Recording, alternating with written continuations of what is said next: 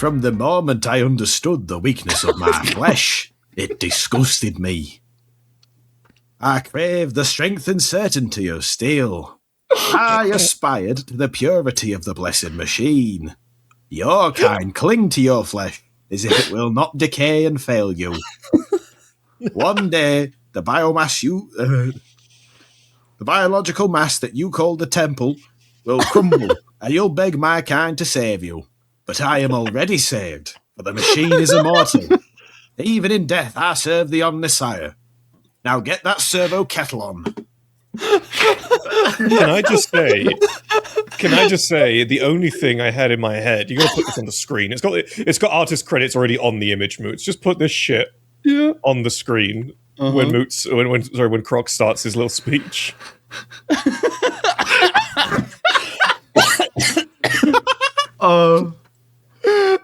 This unit declares elation. Imagine doing a fucking Wrath and Glory campaign just as speaking in full techno-lingo, but it's just with a Yorkshire accent. Holy fuck. This unit /objective/object initiates greeting/welcome protocol. Hello. This adds a whole new level of depth to the whole Wrong Trousers movie, I'm not gonna lie. Do you think there's an accent on the technolingua that makes you sound like a country bumpkin? Well, I imagine the technolingua has a bit of a different accent depending on which Forge world you come from. Yeah, 100%. Yeah, and which Forge world is recap is a thing, right? Yeah, sure. So that has to, at the very least, be like a manufacturing world or something to the extent where every single manufactorum is dedicated to making kettles. Well, heating elements and water containment units. Yeah. And it's paired with a sister agri world that only produces tea leaves. The Yorkshire Six system. Look, listen. Birmingham is a planet. It's the Black Planet. Unfortunately. It's real. Does that make Yorkshire the brown planet because tea goes brown? Probably. I am Tech Priest Majoris of this year operation.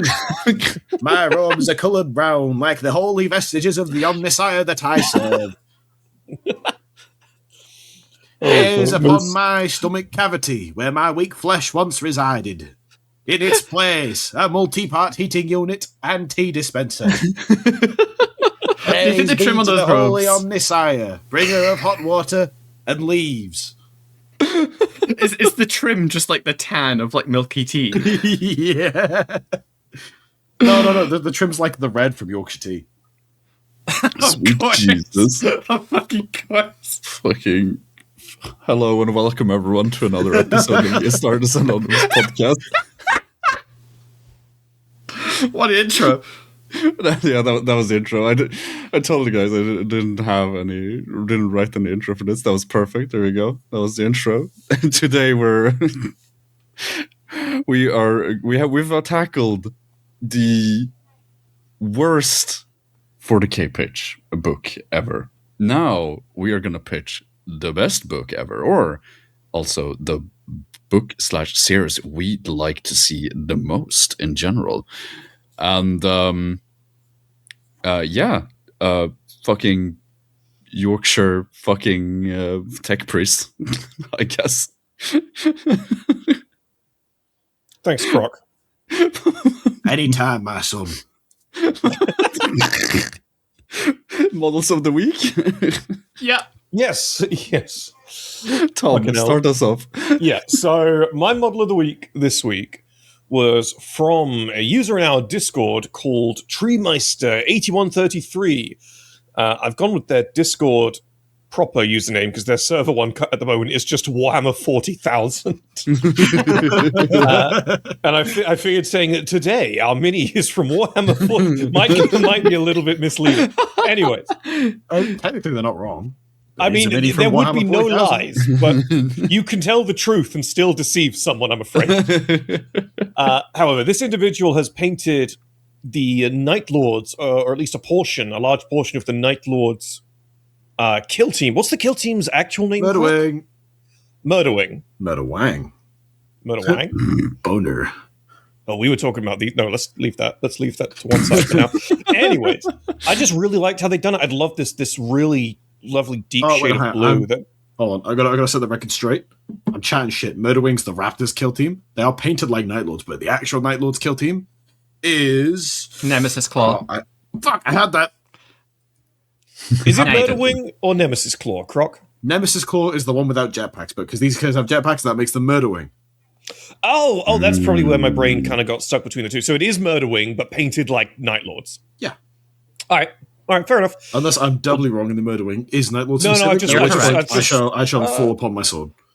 What are the Murderwing and Night Lords as well? As far as I'm aware, they're just painted as Night Lords. That is true. It doesn't matter. We all know what we mean. Semantics. Yes. In any event, these are they Night Lords? They've got a custom chapter badge. They're Let me Night check. Lords.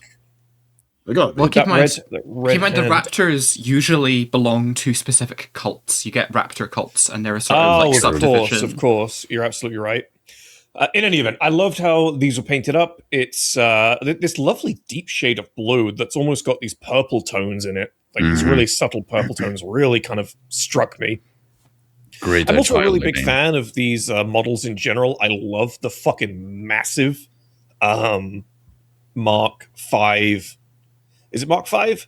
With the huge like vent on the front, the great big circular vent on the front of these. I just love that. It's a Vox grill, I'm pretty sure. Oh, that makes sense. Yeah, Raptors have a whole thing about like emitting like a screaming noise as they come down. It's also generally, like, when you see the big vent in the front, because like I had like many 40k players when I saw it, I was like, oh, that's a big exhaust. No, big speaker. I think these are really, really good. I would certainly love to see these on the tabletop. I'd love to see more Night Lords painted by Tree Meister 8133. Yeah, so that's me. Very nice indeed. Very nice indeed. And I really, really like the helmet choices for this one as well. Aren't these the ones that just come with the kit? Yeah, I'm not too sure. From somewhere else. Doesn't Maybe? one of them?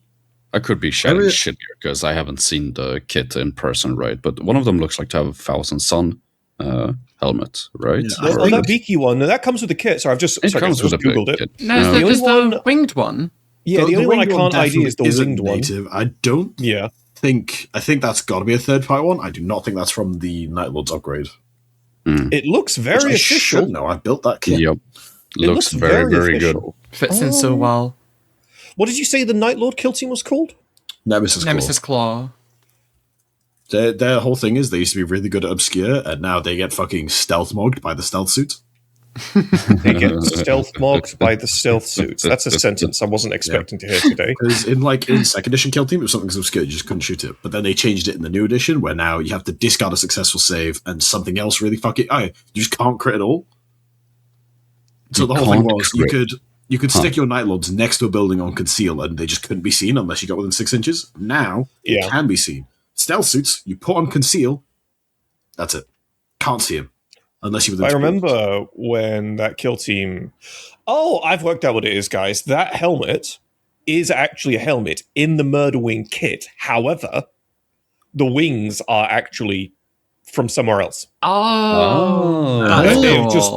That's a really fun way of doing it. It looks so natural. Yeah, that's a very clean kit. Really cool. Very clean indeed. Yeah.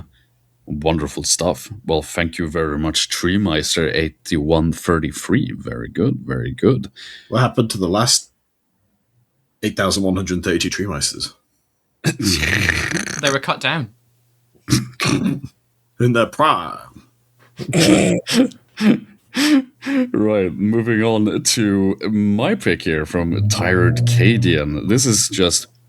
I was going to say this is a mini, but like this is almost like a little diorama in itself, which I really, really enjoyed. Just some Cadians chilling. No, this is a wonderful, wonderful Rogel Dawn tank painted by Tired Cadian. I love when I saw it when you sent this to me earlier. I said that it almost looks like those two blue and red Cadians on the side are from a different Cadian regiment Yeah. that have just sort of like been picked up along the way because they've presumably sort of, got lost. It's a fun little scene that sort of makes you ask questions. I like it. Exactly. Yeah. They're actually, that's a canon color scheme for one of the Cadian regiments. Don't quote me on this. I think it might be the 8th, or it's something along those lines. All right, I'll Google it. Or we're gonna quote you on this. Don't quote me on it. I think it's probably not the 8th, but I know it's one of the color schemes. It's not the 8th. It's one of the color schemes that's in Dawn of War. I think is this this color scheme, and it shows up in some of the old books as well. Very nice detail. I really do appreciate when Guard players adopt some of the, like, what was it? Scale model philosophy when it comes to tanks and just absolutely cover them in shit to make them look more alive. Yep. I think it's Guard especially are the army that really lends themselves to that sort of shit. Like, a while ago, I saw a fucking video, right? Of someone who does scale models a bunch, doing a Sakaran. Never have I ever seen anyone, like, consider how the fuck the hull of a tank is cast in 40k when it comes to modeling it. No, I can't stop thinking like that. I'm terribly sorry. It is the Cadian 122nd from this wonderful, wonderful artwork. But I think this is a Karl Kopinski piece, but I'm just going to go confirm that real quick. Yes, first released for City Fights. That very much looks like Karl Kopinski, yeah? That's right, yeah, so it does, doesn't it?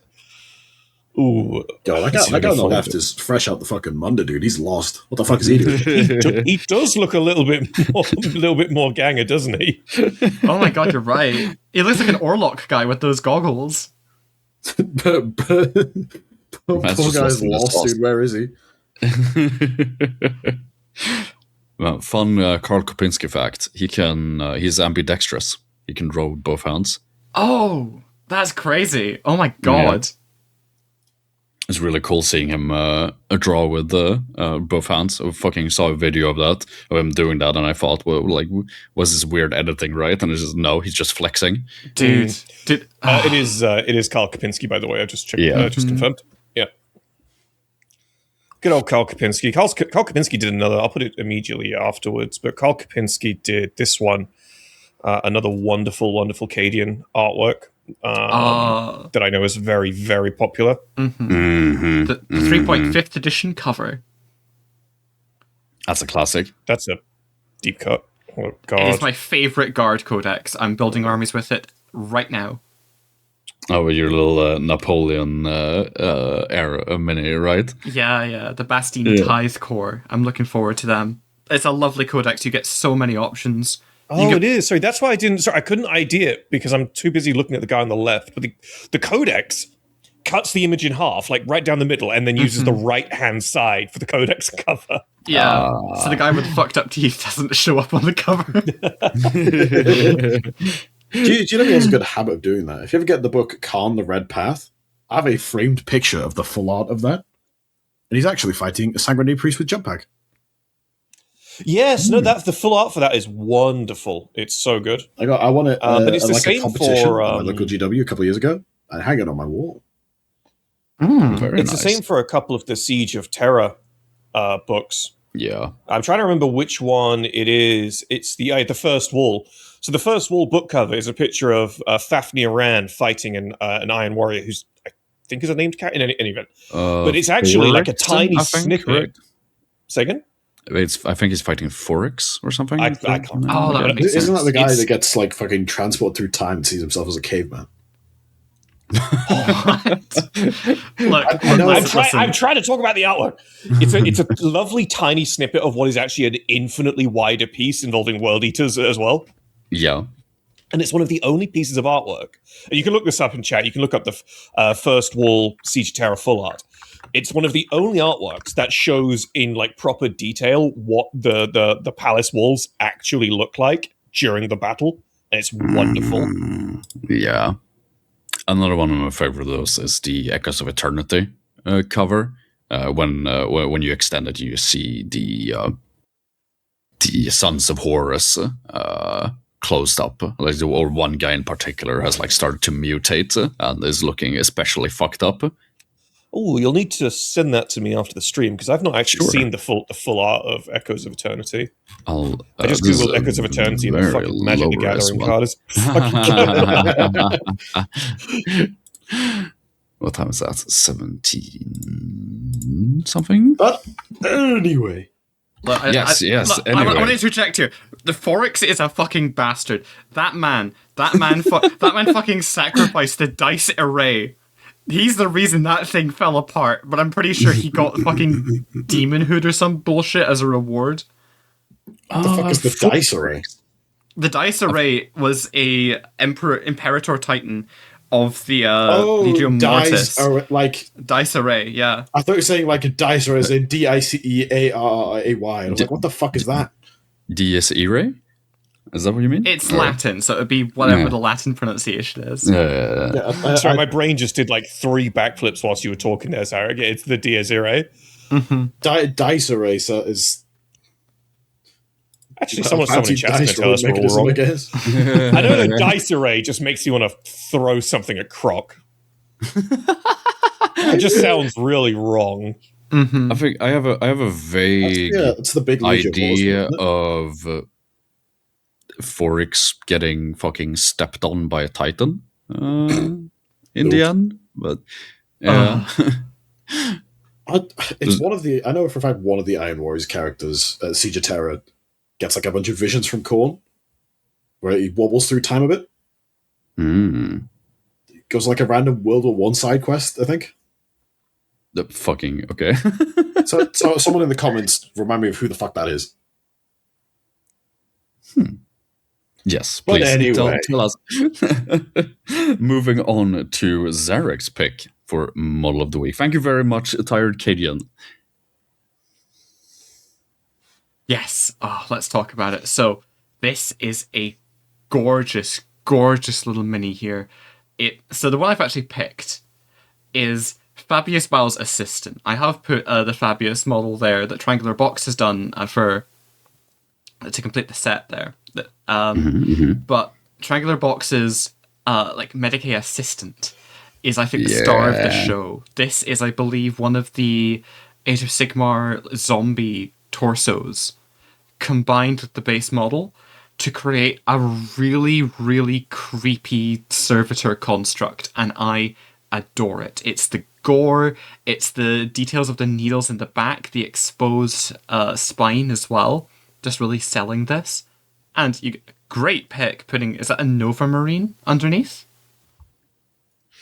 I'm trying to figure that one out actually, because he does have the split color scheme. So That's definitely a Nova Marine. yeah, I just double check something. There's a slim chance it might be a Marine's Errant. Because I think they have similar color schemes. Oh, are they like inverted? One's white and blue down one side, one's white and blue down the other. Well, this is the same. This is the right sides for it to be a Nova Marine. Okay. Nova Marine's Errant are white on the left, blue on the right is like when we're looking at them. So their right is white, their left is blue. Well, it's the same for both. It's the same for both. They have the same color scheme. The difference is that the Nova Marines are quartered, so from the legs down, it's a split. The Marines And Errant. this guy's missing his bipedal movement. Triangular Box. Triangular Box, tell us, which is it? the hidden lore of this mini. I'm going to it's assume it's insanely Nova Marines cool. rather than Marines Errant, because those guys are kind of niche. Mm-hmm. This model is insanely cool. I mean, Triangular Box is a really, really good miniature painter, and it's just awesome to see his stuff. And yeah, I love the flesh on the zombie. That's probably my favorite part of this. Someone's going to ask him. One of you is going to ask him if it's a Marines Errant or a Nova Marine. He's just going to say yes.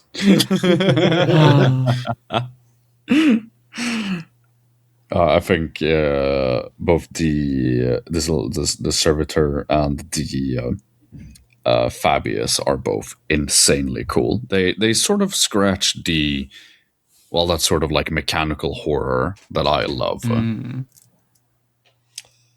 Oh, I believe they're the Nova Marines. Okay. Because this is for a homebrew that has interacted with the Nova Marines. Oh, Which is that's why it'd be fun. all the funnier if it was a Marine's errand. certainly does get you off guard that way. No, I'm not. I'm a Marine's errand.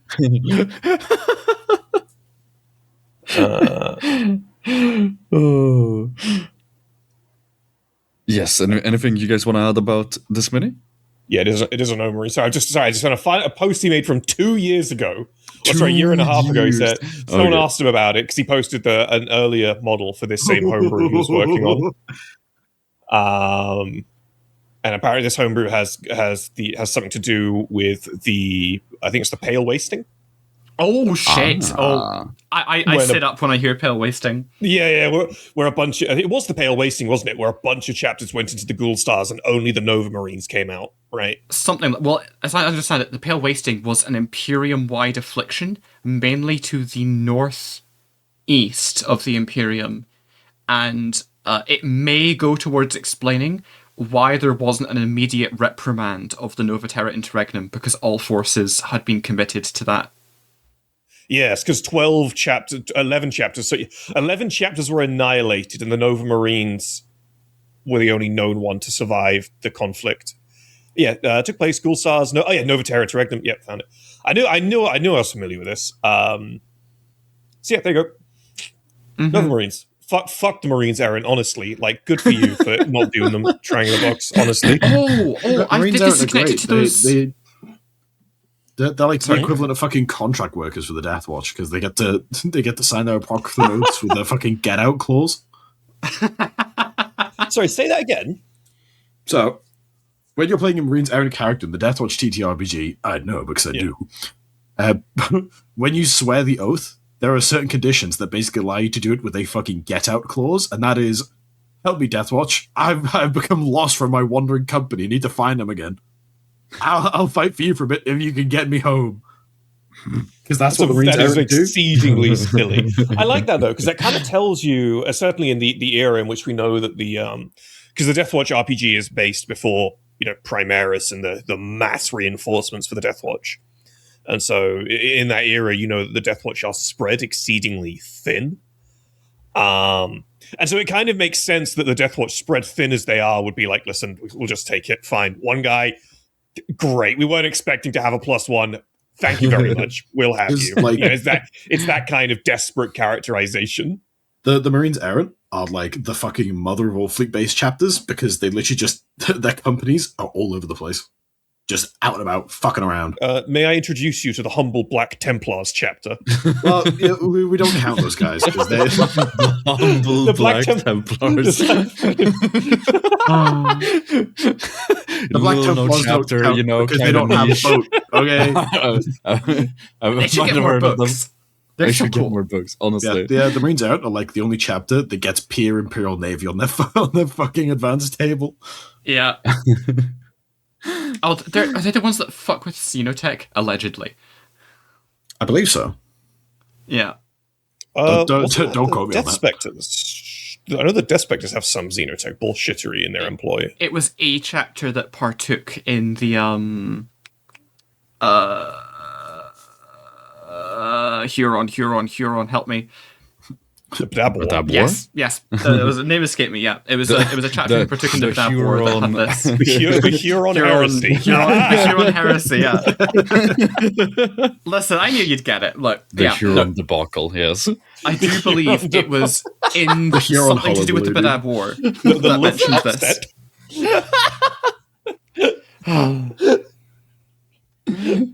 Oh goodness, we've nearly been there half an hour. We haven't actually made it through. Let's do the next one. Thank you, Triangular Box. Now, Croc, on to yours. What do you got for us? It's Tim. I mentioned this guy. I always put this guy on the podcast whenever I see him because he owns like every kill team ever made ever. And the guy just paints kill teams, He sure paints them. He buys them. He paints them. Here we have a lovely blooded fella. Yeah, it's an operative called the Blooded Flenser. In case you couldn't tell by his lovely gory knives and generally blood-splattered armor, I love his little proud of visor. his work. I think he's a dentist. A dentist. Mm. Come to the traitor guard. We have dental. Oh, is this guy a member of the Mobian Sixth? Oh, I did not consider that. It looks like it He might looks be. like, yeah. It- let me it go is have a- the let me go have scheme. a look. What's Tim's Morbius actual name? 6. Tim. Croc, I'm gonna turn you into a goddamn fucking It says air right there, man. conditioning filter. Yeah, while Tom looks for that, generally, this is just a very clean color scheme. Tim is. Well, one of the things I always notice in Tim's work is just like. It's just the good highlights, if that makes sense. Like, you're not necessarily doing blending absolutely everywhere, but it's the parts where your eye will catch, like the tops of folds in cloth, bits of belt buckles on the edges of just about fucking everything. I think He hasn't actually said his something. I don't know if you noticed this about Tim, but he paints the individual dudes in his kill teams different colors. He's got like in his blooded kill team, he's got guys that are very clearly have different color schemes. So it could very well be one of the Mobian Sixth. He always posts like no messages in the Discord. He's just like, hey, have another great model. And then 2 weeks later, here, have another one. And then 2 weeks later, here, have another one. You gotta respect it. And like the last time I had a conversation with the guy, it was when the Death Watch kill team was coming out. Casually dropped that the guy literally has every kill team. His Death Watch kill team is really good. We didn't show them off, did we? I might have at some point. I think he hasn't done the whole team. I think he's only done like one guy. In any event, yeah, it's wonderful. Thank you, Tim. Very cool.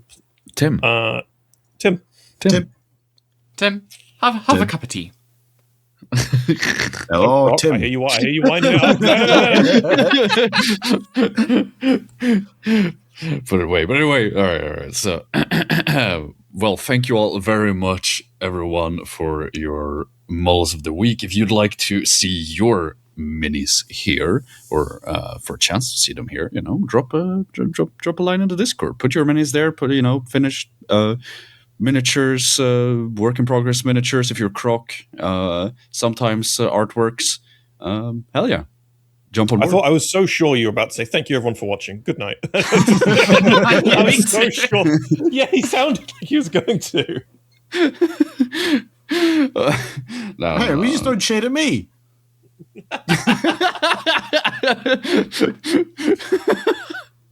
When bro's a little slow, but it's bro, so just bro it out. Images sometimes. I painted an apprentice like chemist recently. I don't know what you just said, but I be don't quiet. know either. I heard chemist. I painted my apprentice clan chemist, which I really shouldn't have. 'cause she's never actually going to see any fucking action in an ideal world. But No, Croc. no, Croc. no. I had one. She did. She will. she won't, because She will. If I get in the ambush scenario and she's on the board, I'm immediately bottling and getting the fuck out of there. Unless it's for like the chem vein, then fuck. Sorry, guys, for all 5 Necromunda players that are watching. The most dedicated 5 people you will ever find. Look, it's the best game GW makes right is now. a great system because if you're doing a Dominion campaign, you play a Delac gang. You can and you control a bar. You can roofie members of your opponent's gang. Oh my god! There is no exaggeration here. There is quite literally, if a Delac gang controls a drinking hole, you get a special rule that just by controlling a drinking hole regularly, you can straight up call in someone's drinking debts to make sure a certain member of someone's gang won't show up in a certain match.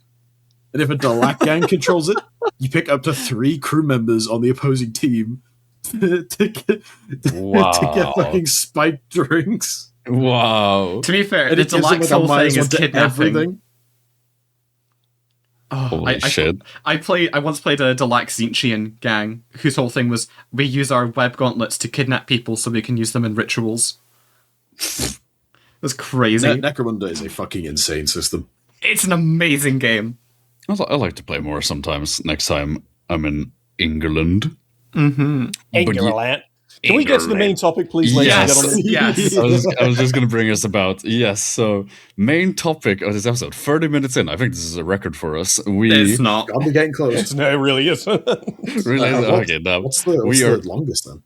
It's About like 45, 50 minutes. Yeah. Jesus Christ. Let's keep the waffle going for another 20.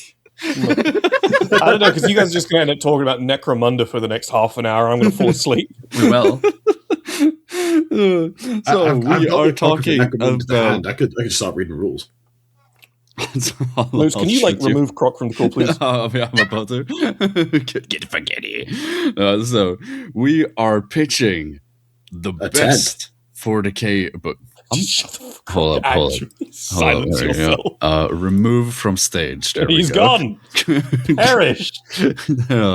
Lovely. All right. So as I was saying, we are pitching the best 40k book, and we're just talking about the book series we'd like to see.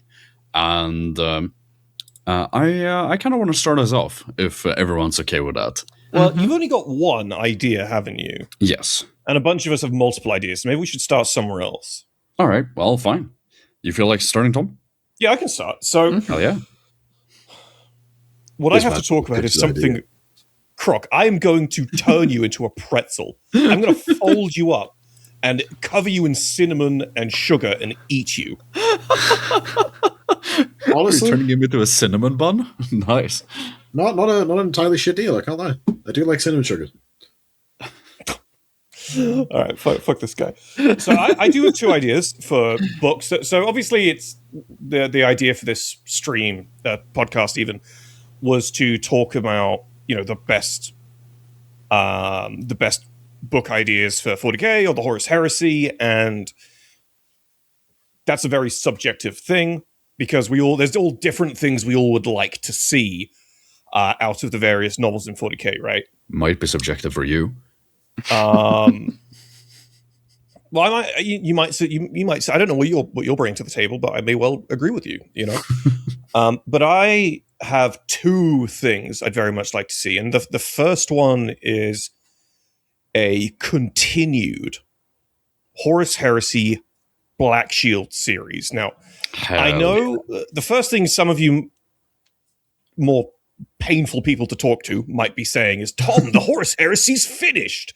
It's like that if you'd read the Black Shield or listened to the Black Shield audio dramas or whatever, you would know that. So there's three. So there are three. There's three Black Shield stories. I've sat through them all. All of them are by Josh Reynolds, if I recall correctly. You've got the first Black Shield thing, which is called like something or other. The second one is called Red Thief. And the third one is called The Broken Chain. And what they ostensibly do is all three of them, and I'm grossly oversimplifying here, but what all three of them ostensibly do is set up the character, Endrid Ha, as a Horus Heresy character. They put him forward and characterize him over these three books, or these three stories, so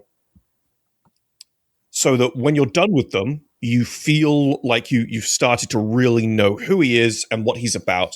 He goes through a very small arc in both of them, in all three of them, where he's like, first off, he's just this hate-filled, maniacal, blackmailing bastard. And the only reason he is the head of his Black Shield warband is quite literally because he is the strongest.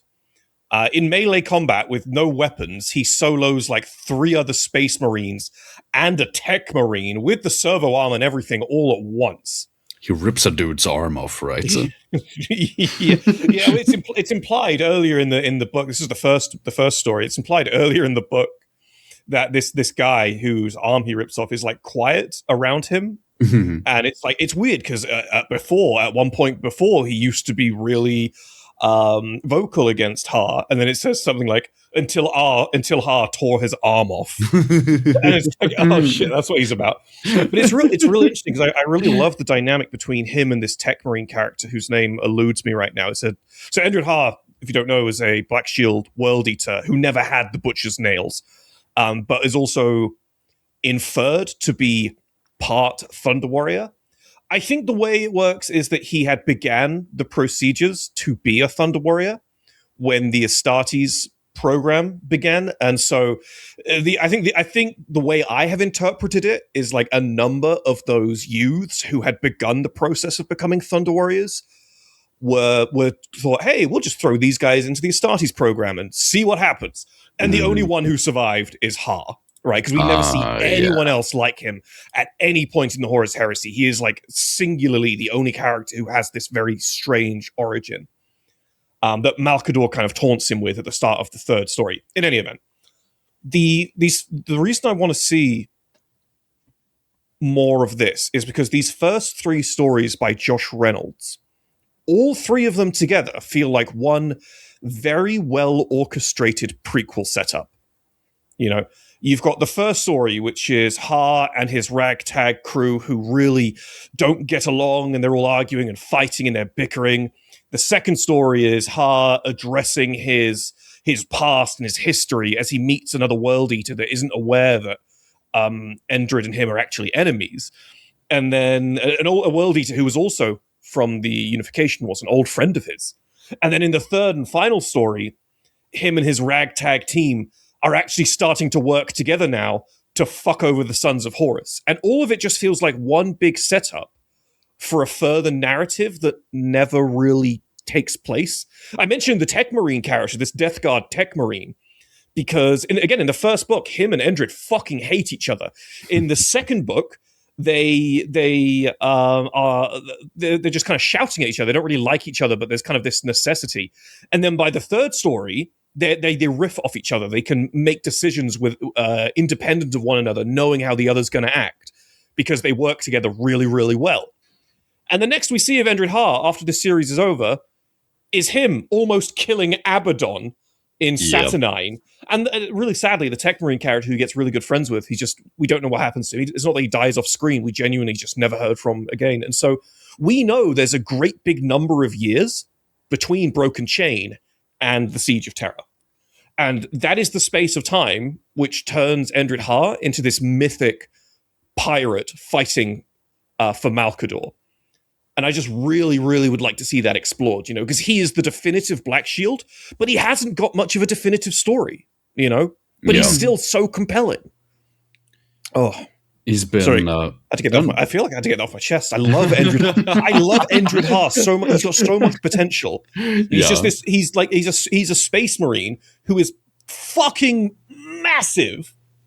And he's got this thick Russian accent. And his answer to every problem is, I'm going to break you now. And he does it. There is no, even by Space Marine standards, there is no ifs, ands, or buts. Endred Ha says he's going to fold you. He fucking folds you, you know? Little man, I am going to turn you into flat pack furniture. What else? Flat pack furniture? IKEA. I sound like I'm a fucking mile off. Endred Ha is a fucking wonderful character. He truly lives up to the hype, and he lives up to his own promises. You know, no one wrecks shit like Endred Ha, and he definitely has gotten like this really what the fuck is the word? Mythologized. Yeah, exactly. Like status in the heresy alongside the other characters. What's his face? The guy who throws a moon at Medusan. Medusan. Yeah, exactly. Fucking Shadrach Shadman. Fucking Medusan. Yeah, Shadman. Wow! Whoa. The deep cut for some of you guys. God, Tom, I don't want to think about that time. It's a dark time in history. I'd love to see more. And, it'd be so easy to do more stories for him as well. Because, like, that entire period in time is just like him, going like, hey, time to fuck up fucking Sons of Horus. So... you can fit him really, maybe not necessarily anywhere, obviously, loads of important characters need to reach it till the end. Sure, yeah. Right? But as you said, we don't know what happened to the Death Guard Tech Marine. Yeah. Like, how did how did Endred Har reach Terra? When did he reach Terra? Whatever. It's all big question marks, and I think it would be a real shame not to explore that further. And I mean, if anyone says that fucking the Horus Heresy is done, sure, perhaps, but they fucking released the Drop Site Massacre book. Fucking. Well, I think maybe I was being a little bit jesty with that. I don't think anyone thinks it's done, but it's like we know that it's still a huge playground that has so much space to be explored for narrative purposes. That I've just searched up. The Tech Marine's name was Ered Van. That's a guy. Yeah. And he was actually one of Mortarian's foremost siege specialists. Just this one Tech Marine. I think it would be really fun to have that, because we like to look at the various Liber books to understand Black Shields in the Horus Heresy. And just in case anyone doesn't know, Black Shields in Horus Heresy are not even remotely the same as Black Shields in 40k. They are very different. They share the same name, but we'll probably talk about that later. It's because I gave the up other my thing I need to chapter, talk about. open bracket, cool way, close bracket, instead of I gave up my chapter, open bracket, slur, close bracket. Yeah. Black Shields in the Horus Heresy are closer to Renegades from 40k than they are to Black Shields from 40k. That being said, it's like the thing that I'm most sad about that makes me want this more than anything isn't actually the continuation of Ha's narrative, but is actually the continuation of the relationship between Endred Ha and Ered Van.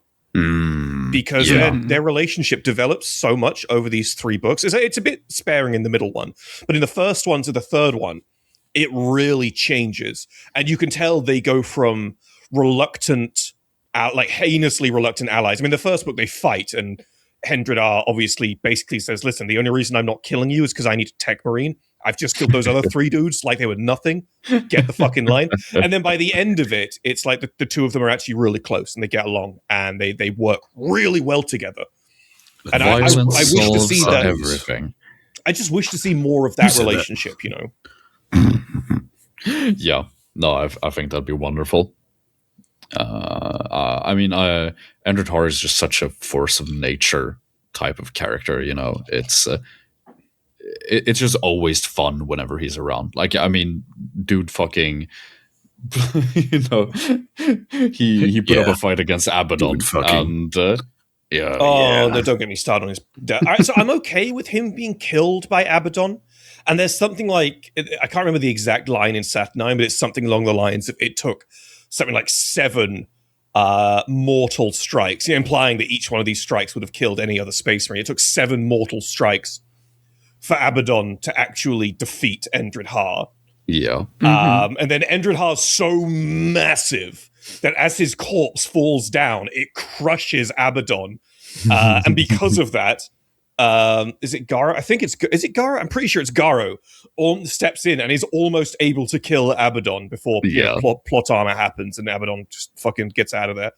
But he's such a cool fucking character that we get like these great beginnings and a really brutal end that's fitting for a character like that. But we're missing the rest of the sub, My steak and cheese is absent. All right, I'm gonna shut up about my.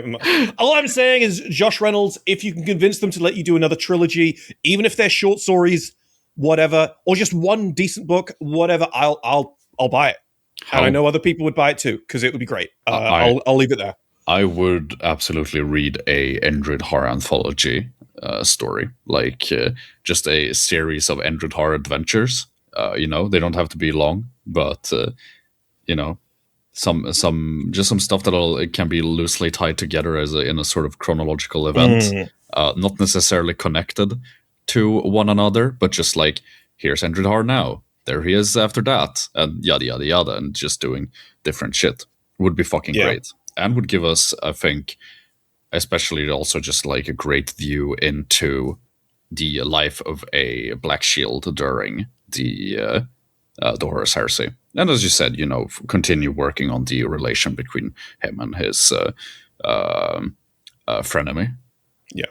But if you want to, just really quickly before we move on, if you want to read or listen to the Endred Har books, the audio dramas, it's The False War. Black Shield's The False War is the first one. Then Black Shield's The Red Fief, spelled Fief. And then the final one is Black Shield's The Broken Chain.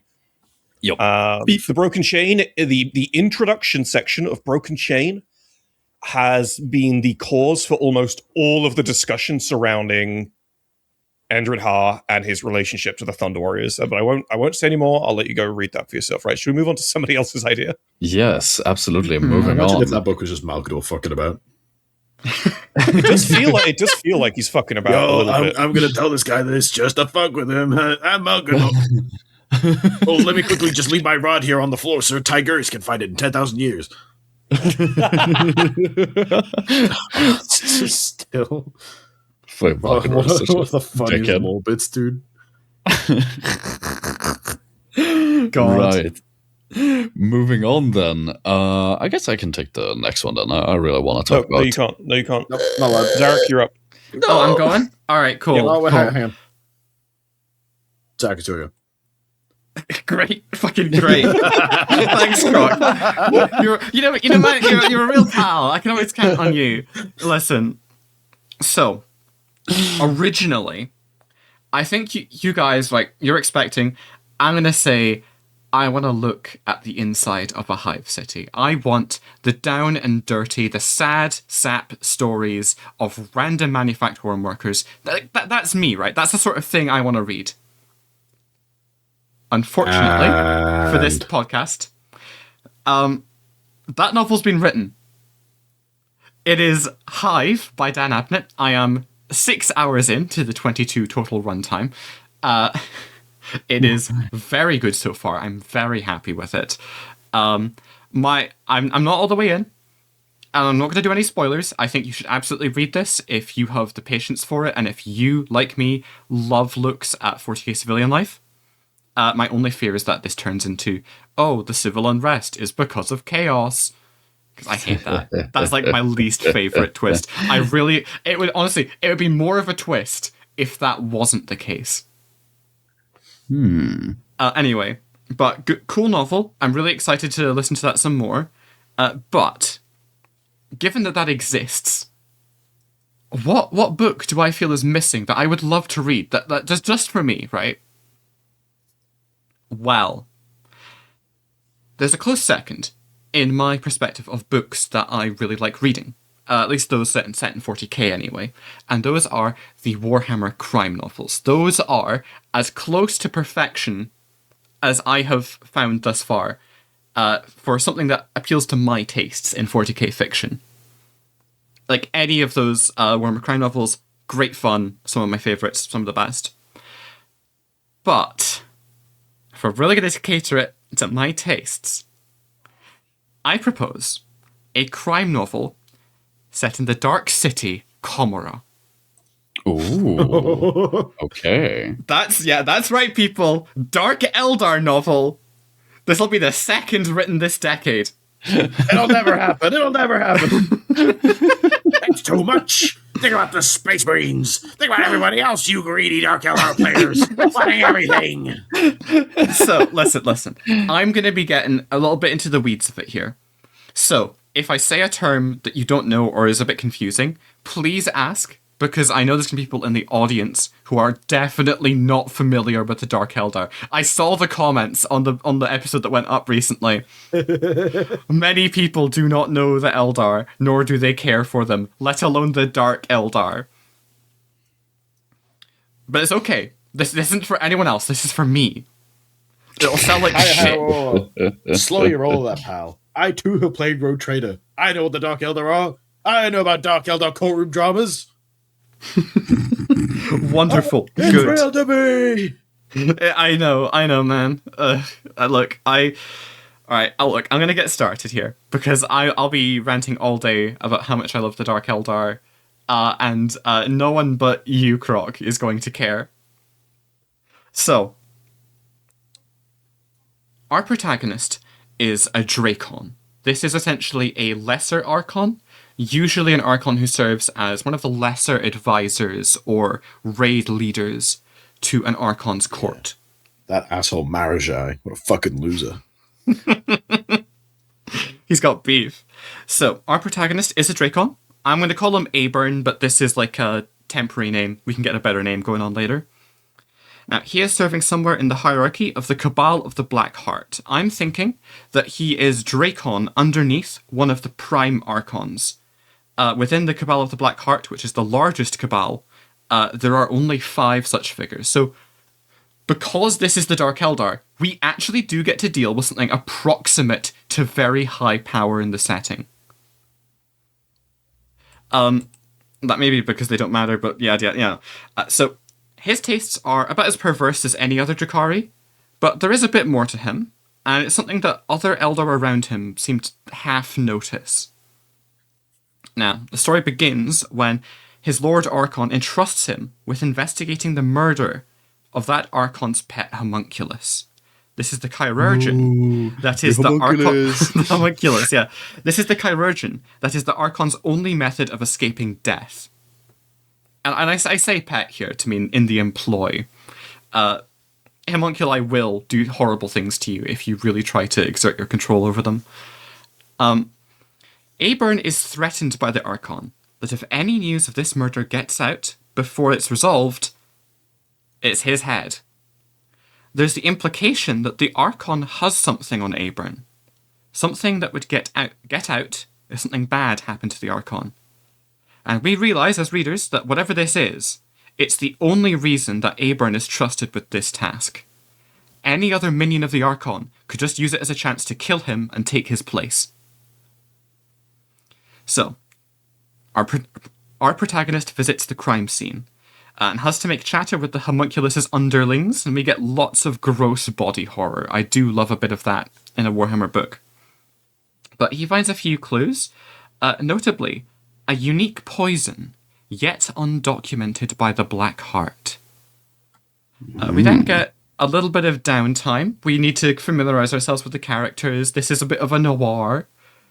And so we get to see Aburn and his vices in the lower city.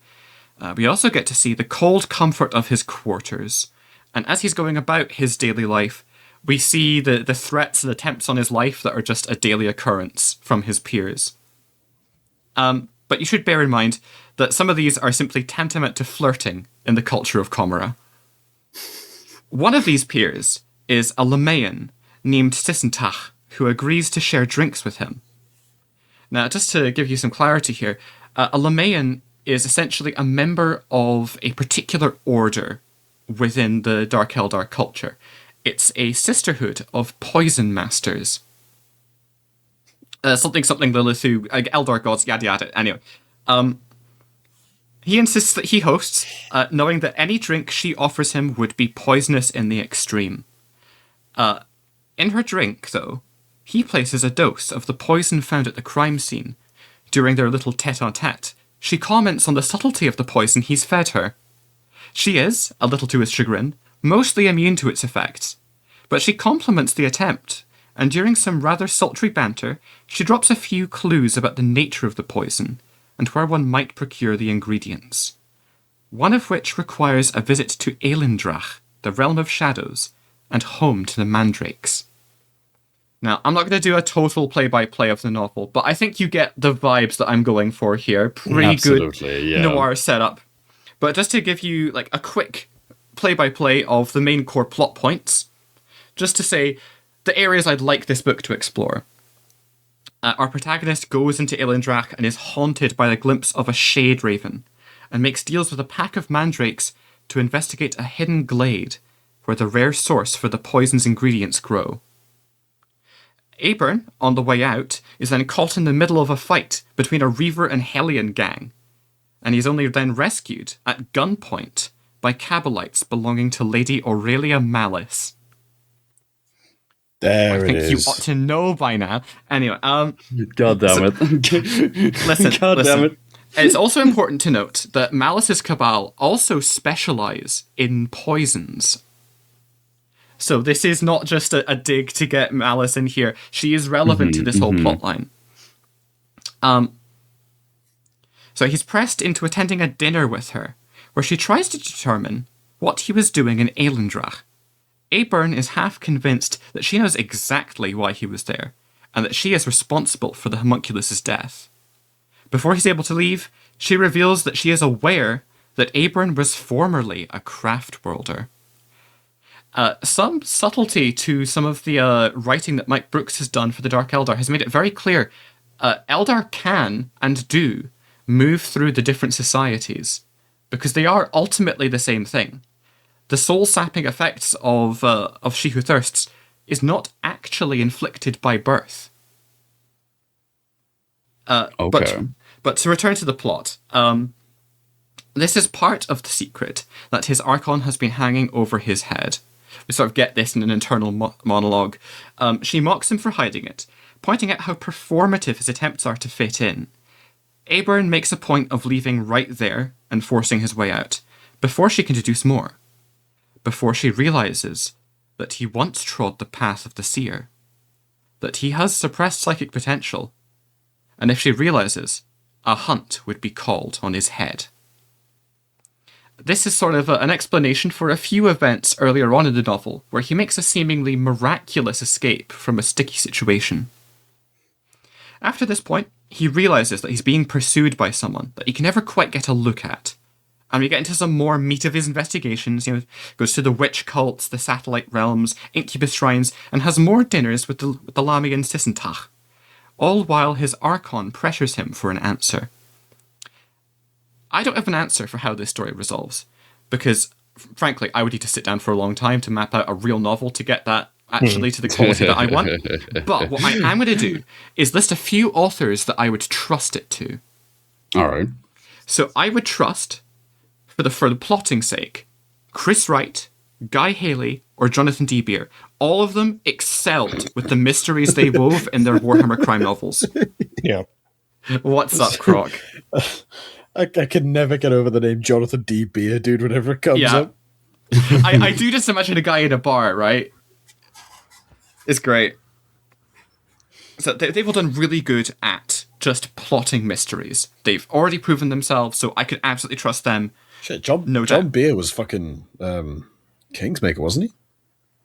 Oh, that would... Oh, he'd be perfect. You should read his that entry book. in the Warhammer Crime nice. novels. You might like it.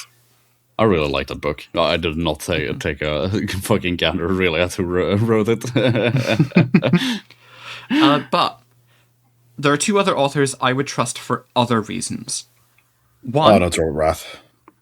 Robert Rath is in there, you know it, yeah. Robert Rath is in there because he has the right understanding of theatrics and dialogue to make the concept sing.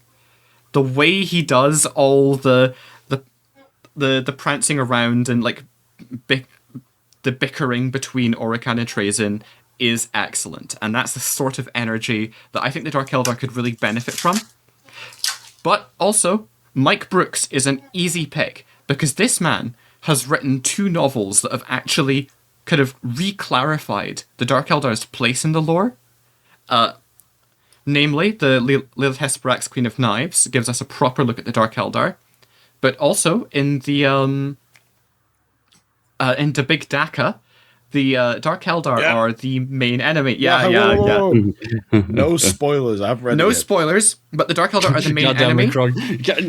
And there are some like plot lines that thread in between that and the Lilith novel, and also the way that Dark Eldar are explored in Voidsguard.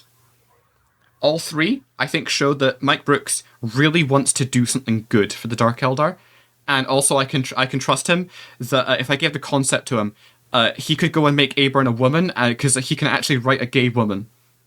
He's like one of the only authors I would trust to do that. Him and Jonathan D. Beer, actually. Those 2 I could trust with making Aburn a woman. I can't remember the fucking breasted titley quote that was done by ADB. I'll go find it. Men writing It wasn't woman. that bad, but it was that same line of thinking, I'll go find it later. No, I know what you mean. That and oh god, I can't remember the author of A Thousand Suns, Graham McNeil. It's just like, very very good at pulling her boobs boobily fucking bullshit. Oh, I got no. this new anime plot. God, Huge bazonkas. look, I cannot trust anyone who writes like that. Look, no one who writes like that can be trusted near the Dark Eldar because they're actually like equal parts men and women. Hey, So I mean, I'd love to see his fucking balls bobbed in his denim jeans, you know? That'd be awesome. His balls bobbed testicularly in his jeans. Look, last note on this though is I'm not saying how this novel resolves, but I know that at the end of this character's storyline, if it's at the end of this novel or at the end of a short book series, the concluding point needs to be that Abern's psychic potential is revealed. A hunt is called for him. All just after he's completed an investigation. And this is when his stalker finally reveals himself. Harlequin. Wearing a grinning mask and colourful hollow suit, and offers him a way out. But we never do find out if he takes that deal. Congratulations. You have successfully written Act 3 of Rogue Trader without the Rogue Trader.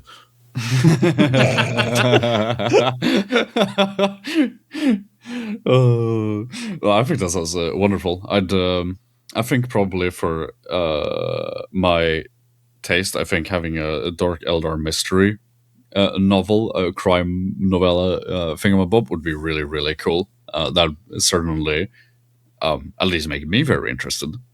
Mm-hmm. It's funny actually listening to this because my brain's just. I was going to side tangent for just a sec because my brain's kind of gone somewhere. I wasn't going to say this because I hadn't planned this. And okay, I will make a confession. I'm not unfond of romance stories. I don't dislike romance stories at all. And I don't mean stories where there's a romance in it. I do mean a romance story. Mm-hmm. Now, 40k isn't exactly chock full of these for obvious reasons. One of the best again, as someone who has been exposed to a shit ton of Shakespeare, one of the best and most enjoyable kinds of romance, one of the most poignant kinds of romance is tragedy romance. And it really does surprise me that that's almost never been explored in 40k. I would really enjoy a tragedy romance in 40k as a setting. I think it would.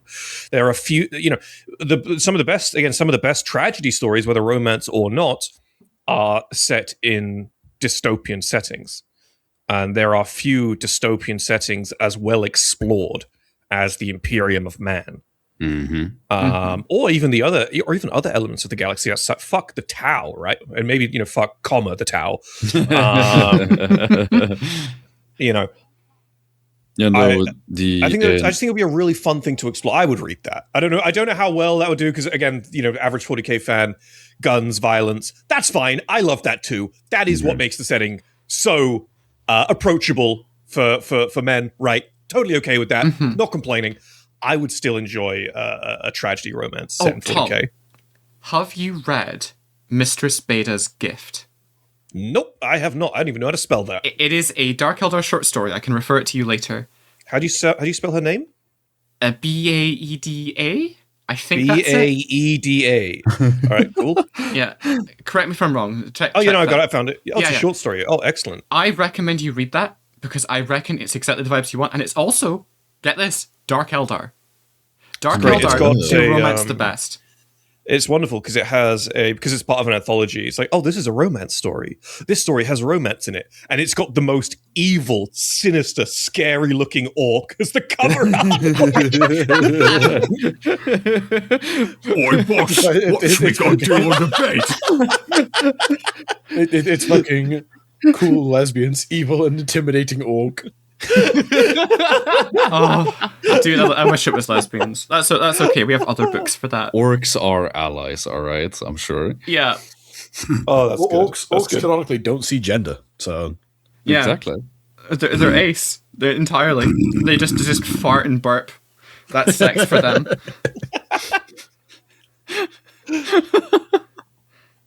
Oh, I was also gonna mention the speaking of like, I haven't read all of it yet, but the Elemental Council. Oh, yes. I've heard They good things, I have.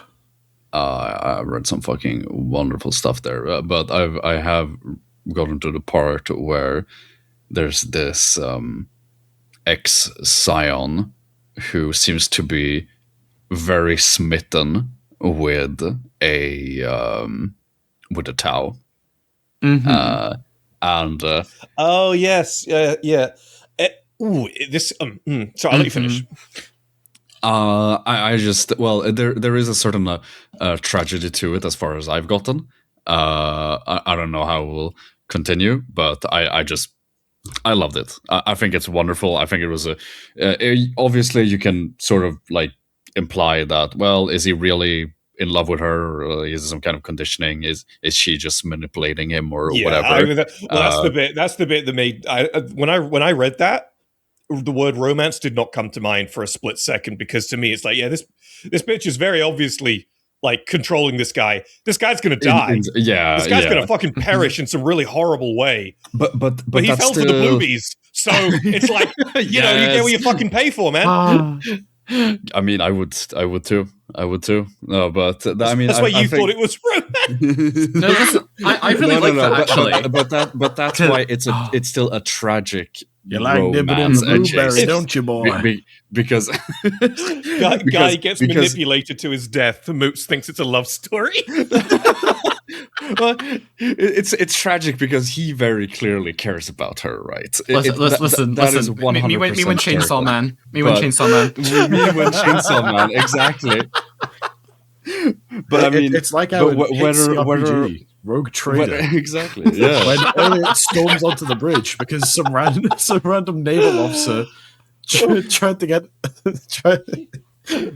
some lesbian elf action going, and one of the dialogue options is, "You killed her, right?" "Yes, of course I did."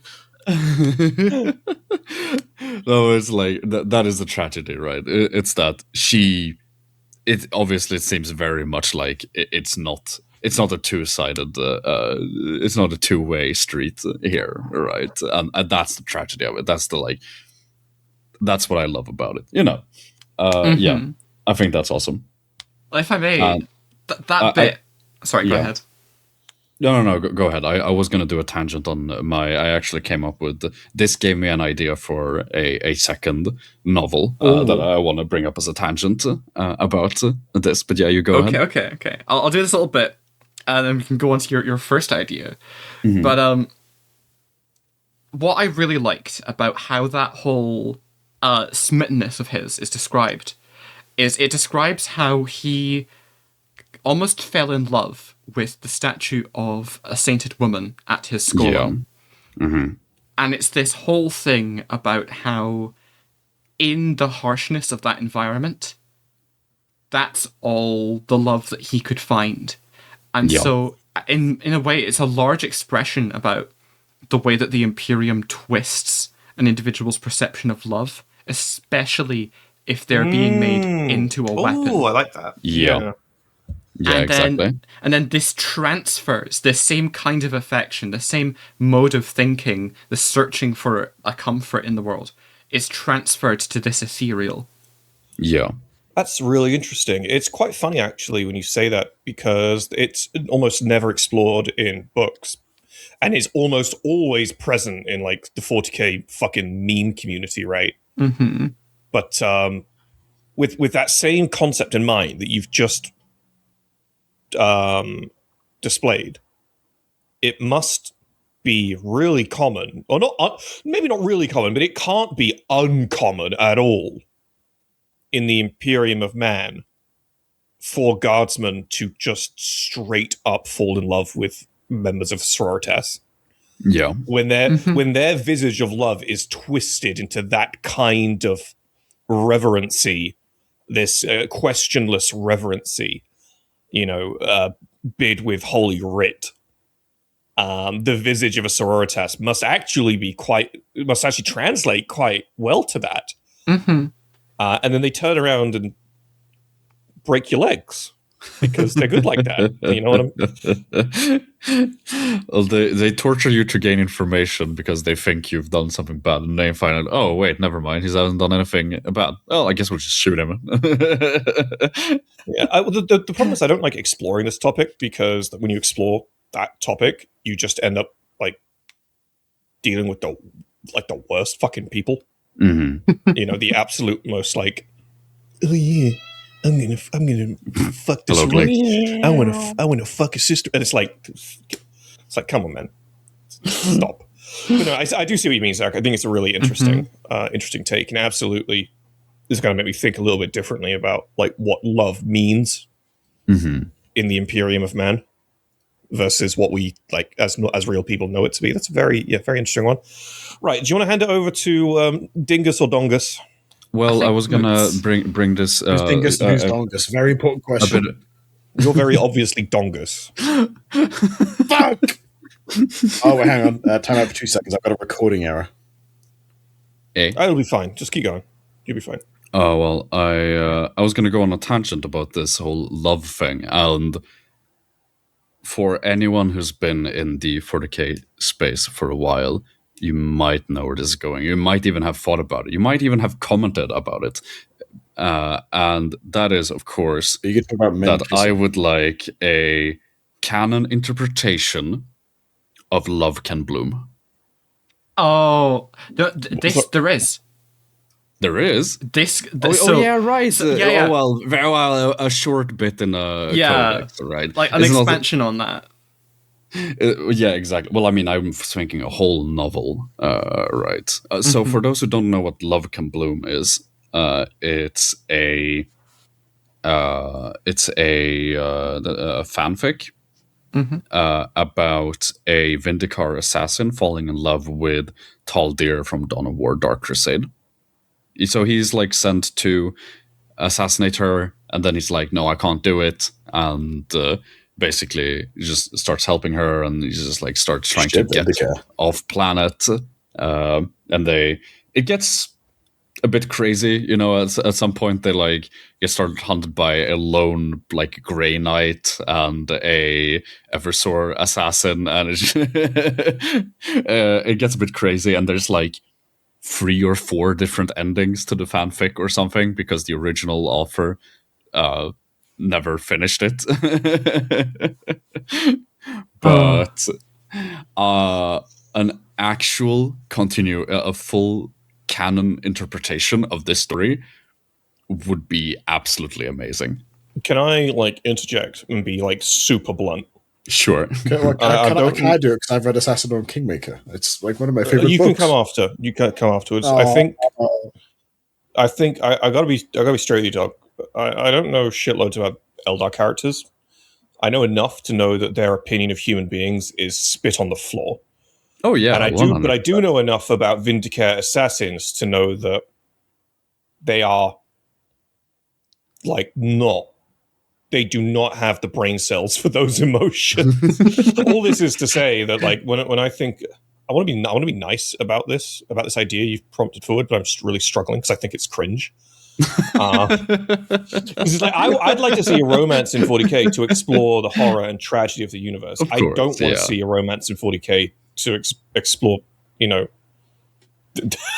this fucking shit. I'm really sorry. I'm sure there's going to be people in the comments or listening who are like siding with you, and there'll be a couple siding with me. But like, I personally think this is fucking cringe. I'm sorry, dude. I'm sorry. Is it because one of the characters? It is like, yeah. So yeah, go on, Croc. To put it in perspective, it is a higher being falling for a literal ape.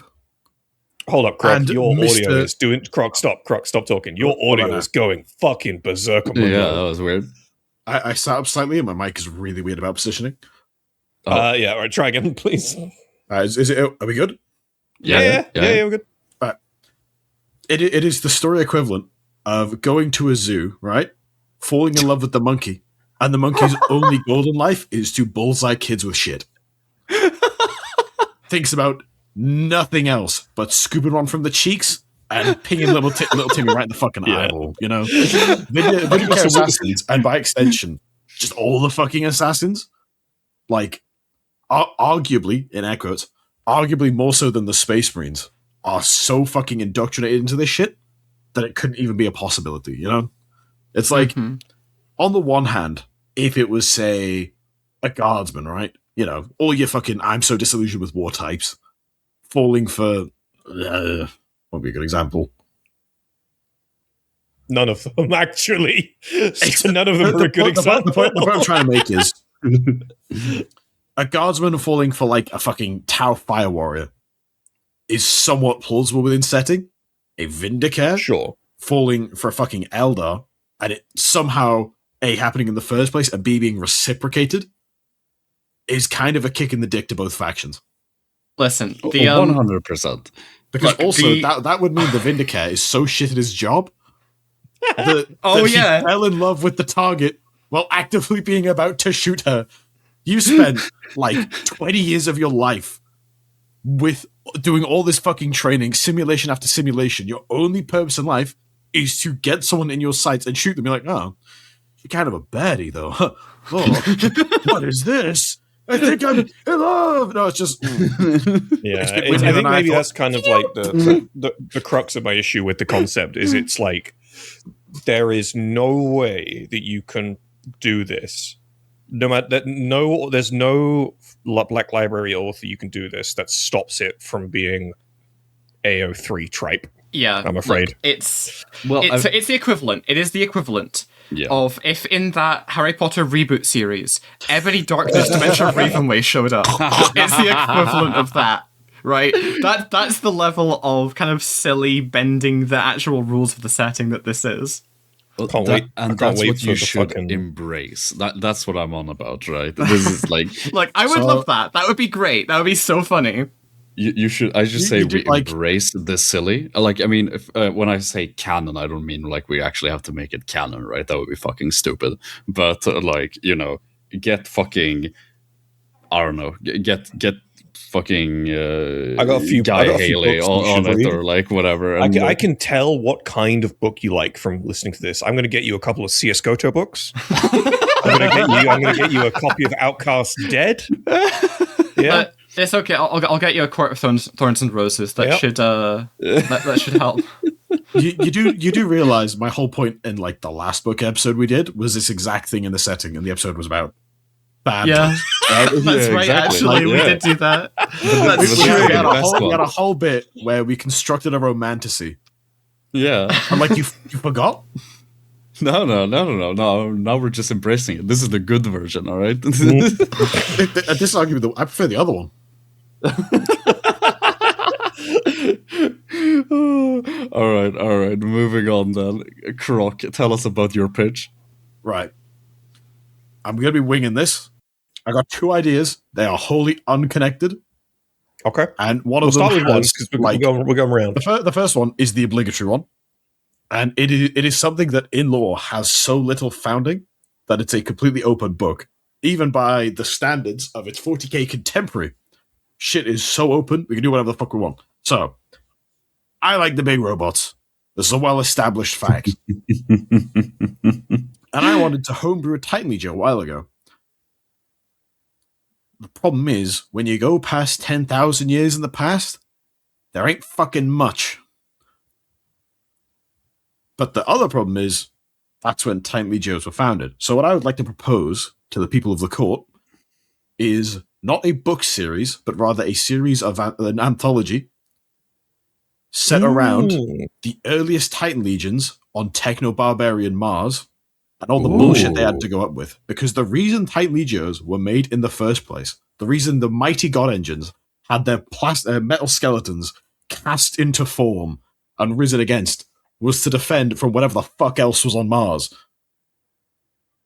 Ah. And the reason I want to keep this as very much a short anthology is because I do think at the end of the day, the history of like the proto-Martian priesthood and kind of Old Knight and all those very ancient bits should keep most of their mystery. Mm-hmm. It's old night. The records are broken. Humanity suffered. We don't need to know. Sorry, what's the source on that? On The reason that the Titan Legios or the God Engines exist, as in originally to fight things on Old Night Mars. I've never heard, I feel like I should have heard that before, and I've never heard that before. Sources, I made it the fuck up. Hang on. It's cool. I can. It sounds like some fucking 40k bullshit, but I've just never heard that before. You're gonna actually make me look for a minute. It has been a while. Is it going to be in some like Adeptus Titanicus book, or it's going to be in like one of the black books for the Horus Heresy, right? It is something old. I know that. Bro's pulled out of one of the fucking Horus Heresy Visions art books. Actually, it does sound like something that could be from one of the Horus Heresy Visions art books. Oh, hang on. Yeah, we got it here. So according to Lexicana, it cites Horus Heresy Age of Darkness rulebook. Really? Yeah. So the Collegia Titanica, the second ed core rulebook. Yeah. So the Collegia Titanica was formed before the Age of the Imperium during the Age of Strife. It is thought that the first Titans were created during a terrible war on Mars against a debased caste of Kabbalistic heretics dubbed the Psi Carnivora. Oh, yes. That rings bells. That rings bells. Yes. Vast swathes of the Red Planet had fallen to the Psi Carnivora mech rights, and it took the creation of 3 Titan orders to annihilate them.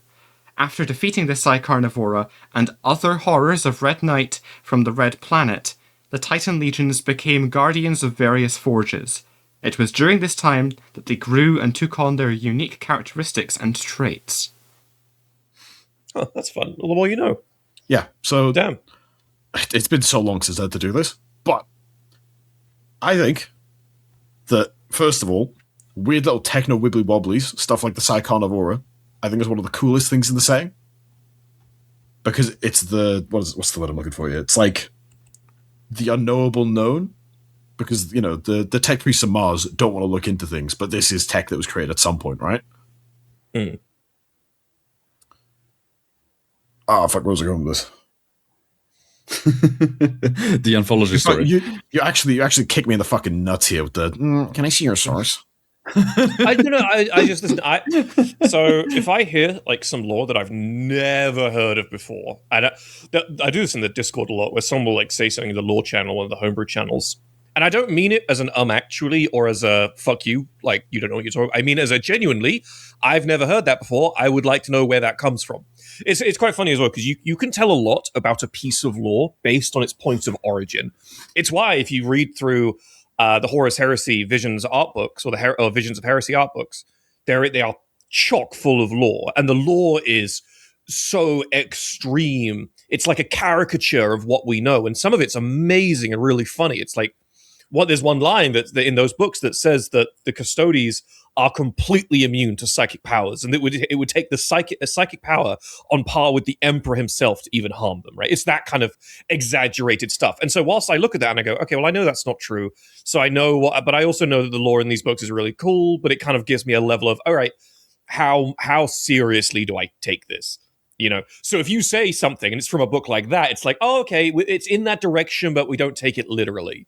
You know, whereas if it's from like one of the black books or in this case the Age of Darkness book, then it's like, okay, cool, we can take this as a bit more of a serious lore source. You know what I mean? Mm-hmm. Mm-hmm. So you kind of have to gauge the plausibility of it based on the actual source itself. Back on track. It's the same reason why we don't quote sources from CS GOTO or Outcast Dead, because that shit is fucking wank. And also, no one wants that shit to exist. Take the RPG books with a little bit of a grain of salt, since they're not necessarily made in GW House, and some of them have some funny stuff going on.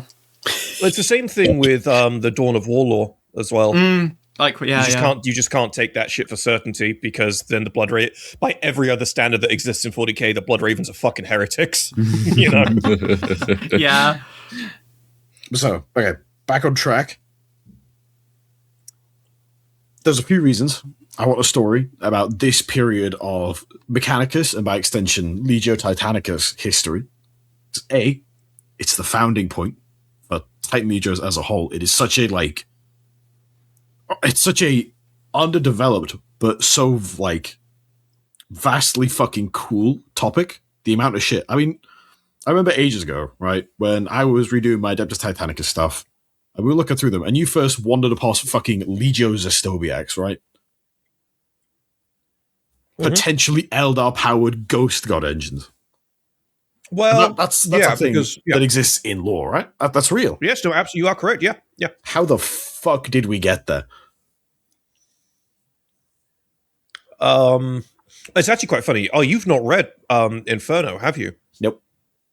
Oh man, Inferno is really fun because it's one of the few books that details events with a quoted date in the middle of Old Night. Holy shit. It tells you about a Mechanicus civil war that takes place in like M27. Oh, interesting. Was maybe it not it's like M22 and we both thought it was M32? I can't remember what it was, but it's like it is like in the latter half of Old Night before the Unification Wars have even begun. And it's just talking about like how the Zhao Arcadians are actually split into two factions, and that by the time the Imperium absorbs them, one faction is fucked off to another moon, and the other faction has taken over the whole world, and it's got something to do with them like capturing Dark Eldar souls, or trying to mimic Wraithbone. It's like they try to mimic the properties of Wraithbone and turn that into the brain of a god engine, so that when you plugged yourself into a Legio Zestobiax Titan, the instant you connected with it, your brain would be flooded with all the memories and skill of everyone who ever piloted that Titan before you. It's the reason why even though the events of Prospero went really bad for the Thousand Sons, it's the reason why the Zhao Arcadian forces on Prospero, so Legio Zestobiax, were able to basically defeat Legio Mortis, even though they were outnumbered 5-1. It's the other reason as well why the Emperor basically said, okay, listen, when you go to Prospero, they have some guys on Prospero with some funky titans, so take Legio Mortis. I mean, it was Horus's idea for Legio Mortis to go, but take Legio Mortis and also take these with you. And he sent 5 of the Emperor's own Psi Titans because someone on Terra knew that Legio Zestobiax was going to curb stomp Legio Mortis. So they sent this. And so Legio Mortis got curb stomped, and then the Psi Titans stepped in and were like, oh my god, these guys have like semi-Psi Titans. They've just killed the best Titan Legio. We need to deal with this. It's a really funny, but you'd really enjoy that section of the whole Mechanicus section, Croc, of Inferno. It's really worth reading. Much to consider. But yeah, I just want... It's difficult to put it into words because I get really what you mean. Just don't know that much. Like, you want a mythic exploratory anthology. Yeah, you probably even settle for 1 or 2 short stories, right? Just to give some context to it all, right? In contemporary 40k are somewhat formulaic. Yeah, it's like you pick your specialty, you get your weird item, and you throw a bit of history on there because it's loosey goosey enough that authors can have fun, but it's all kind of samey. The environment in which these stories would exist would be so like catastrophically different because the Emperor hasn't even made it to Mars yet. Yeah. That I think the book series would be like just so fundamentally interesting. Because it's what the Martian priesthood became and what the Titan Legios became thereafter, like what it all came from. Yeah. Oh, if I could riff on this. Concrete fucking details. You could do a really incredible anthology that has maybe 1 or 2 short stories around this, but actually does teeny little short stories for loads of the different unexplored but massive events in 40k history. Like, you have maybe 1 or 2 set on pre-unification Terra. You have, 1 or 2 set on Martian Accord Mars. You have maybe one or two during the Pale Wasting and Nova Terra Interregnum. You have like 1 very short one during the War of the False Primarch. You get loads of little short stories about random events just to give a little bit more information, but never anything concrete enough to determine exactly what's going on in the macro scale. Yeah, because the period of history, as much as like I'd like answers, it's much better if it's left vague, so we don't just have Horus Heresy 2, the prequel. I agree. Like, vague posting is the best. In between, there is the war with the Psychonivora, which founds the Titan Legions. Between that and the Emperor landing on Mars, more Titan Legions have been created. Like good old Legionorum, fucking love those guys. So there was quite clearly enough of a demand that they just needed to make fucking more, which means there was potentially more wars like that with the Psychon of Aura that, warranted the creation of god engines. But, like, would they even be considered god engines then? Was the priesthood as superstitious? Was it more? Was it less? Like, how different are things? It's also worth noting there's a tiny parallel between Zastobi X and Honorum, because they both tried to do kind of the same thing in two very different ways. So, Legio Zastobi X and Legionorum, this is just a slight tangent, because I really like illustrating just how fucking varied Titan Legions can be. Two Legios that try to achieve the same thing from completely different angles. Zastobi X, Black Iron Cores, Ghosts and Titans, inherit the knowledge of the previous pilots and the skill, because they're in your ear whispering to you. Legionorum has the Basilius Thrones. These are super fancy command thrones that take all the collated data from the Titan's machine spirit, every single battle, everything every previous princeps has ever done, and shunts it into you in just raw, unfiltered data. So it's the same thing, but you start bleeding from the nose real bad. Yeah. Because if you can handle the data stream, you literally have the full computational history of that specific god engine. And if you can't, not so lucky.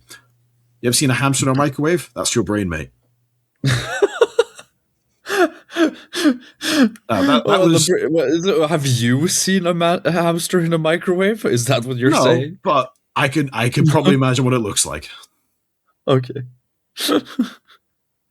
Now that was a very loosely connected bit of rambling. That hamsters can be cryogenically frozen and extracted with a microwave. What now? Huh? But they're dead, right? No, you can cryogenically freeze and then revive hamsters because they're small enough that the defrosting process doesn't kill them. Huh. Who the fuck is cryogenically freezing hamsters? This guy's want to cryogenically freeze people. Right. I guess that means I can be cryogenically frozen. Yeah. A lot of them collect people's heads because that's a smaller mass. It's easier to revive. Jeez. I'm not joking. Fucking hell. Mechanicus is real. Right, so moving on, we're going around to the mine. Go ahead. I got a really simple one. I think a bunch of people have, about this time last year, about a year ago, just over a year ago. People were asking for this, or maybe it was 2 years ago, no idea. But just a book. I don't need a series, but a proper book, like a full-sized book rather than a short story would be nice. But I'd take a short story. And you know what it would be called? You'd call it Nullus. Mm-hmm. You'd call it Nullus. Mm-hmm. No, you plebeian. Nullus is the name that Demetrian Titus took during his time as a Black Shield in the Death Watch. Oh. And so what happened was Titus was taken by Inquisitors at Thrax or something like that.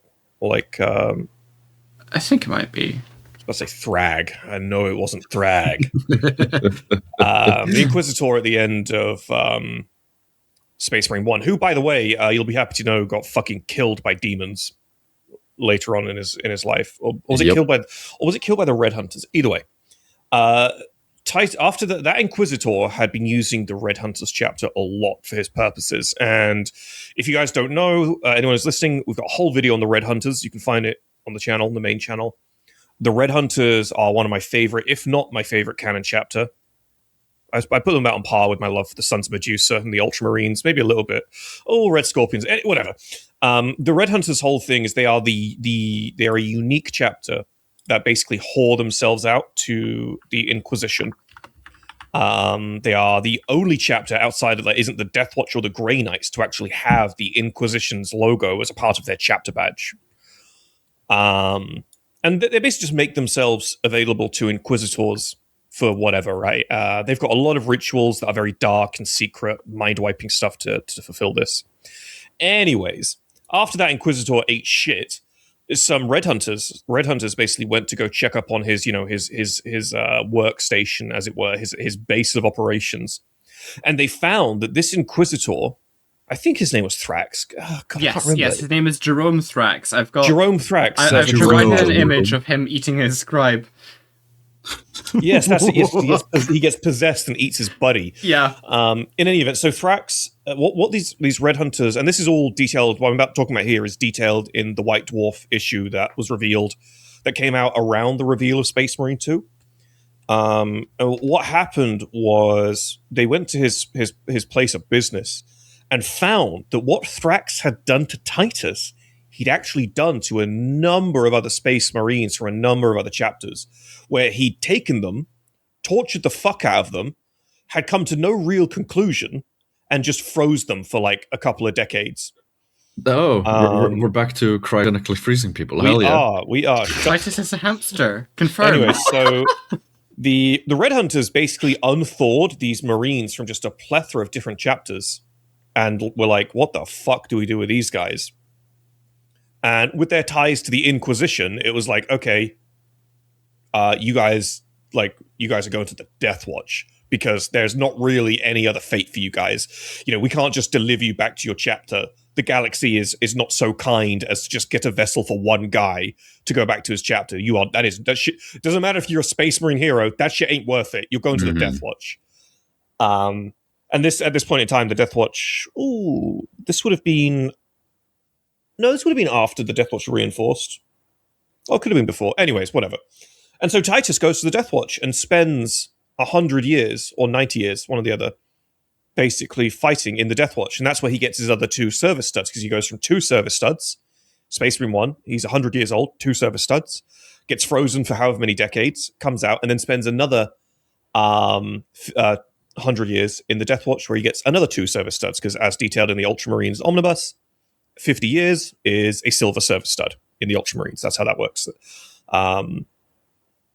And it would just be nice to have a novel, maybe a novel that does the sort of back and forth kind of chronology thing, where it starts here and then it goes to the end and it goes back to the beginning again, it goes back to the end again. To just talk about, Titus being freed by the Red Hunters, Titus being inducted into the Death Watch, taking the name Nullus and abandoning his honor and his role in everything, and just accepting, okay, I am now a nameless weapon of the Imperium. I will die honorless and nameless. And then you can kind of go through this thing where, like, over time, he slowly gets some of that hope back, because he's making peers in the Death Watch from these other chapters who are like, oh, wait, I fight for my brothers now. I fight for these guys, right? One of the things that people found jarring going from Space Marine 1 to Space Marine 2 was that Titus's personality changed massively. And I tell you what, 100 years in the Death Watch will do that to a Marine. Yeah. On top of the fact that he's a Black Shield now, he's lost his honor, he's lost his name, he's lost everything that ever mattered to him, and has just had to accept, hey, I am just a weapon of the Imperium. I am, again, nameless, honorless, colorless. Without the honor of the Ultramarines, I'm just a Black Shield. Having a book that would explain that would do so much for Titus's characterization, how compelling he would be as a character. Because let's be honest, his characterization in Space Marine 1 and 2 is real fucking brief.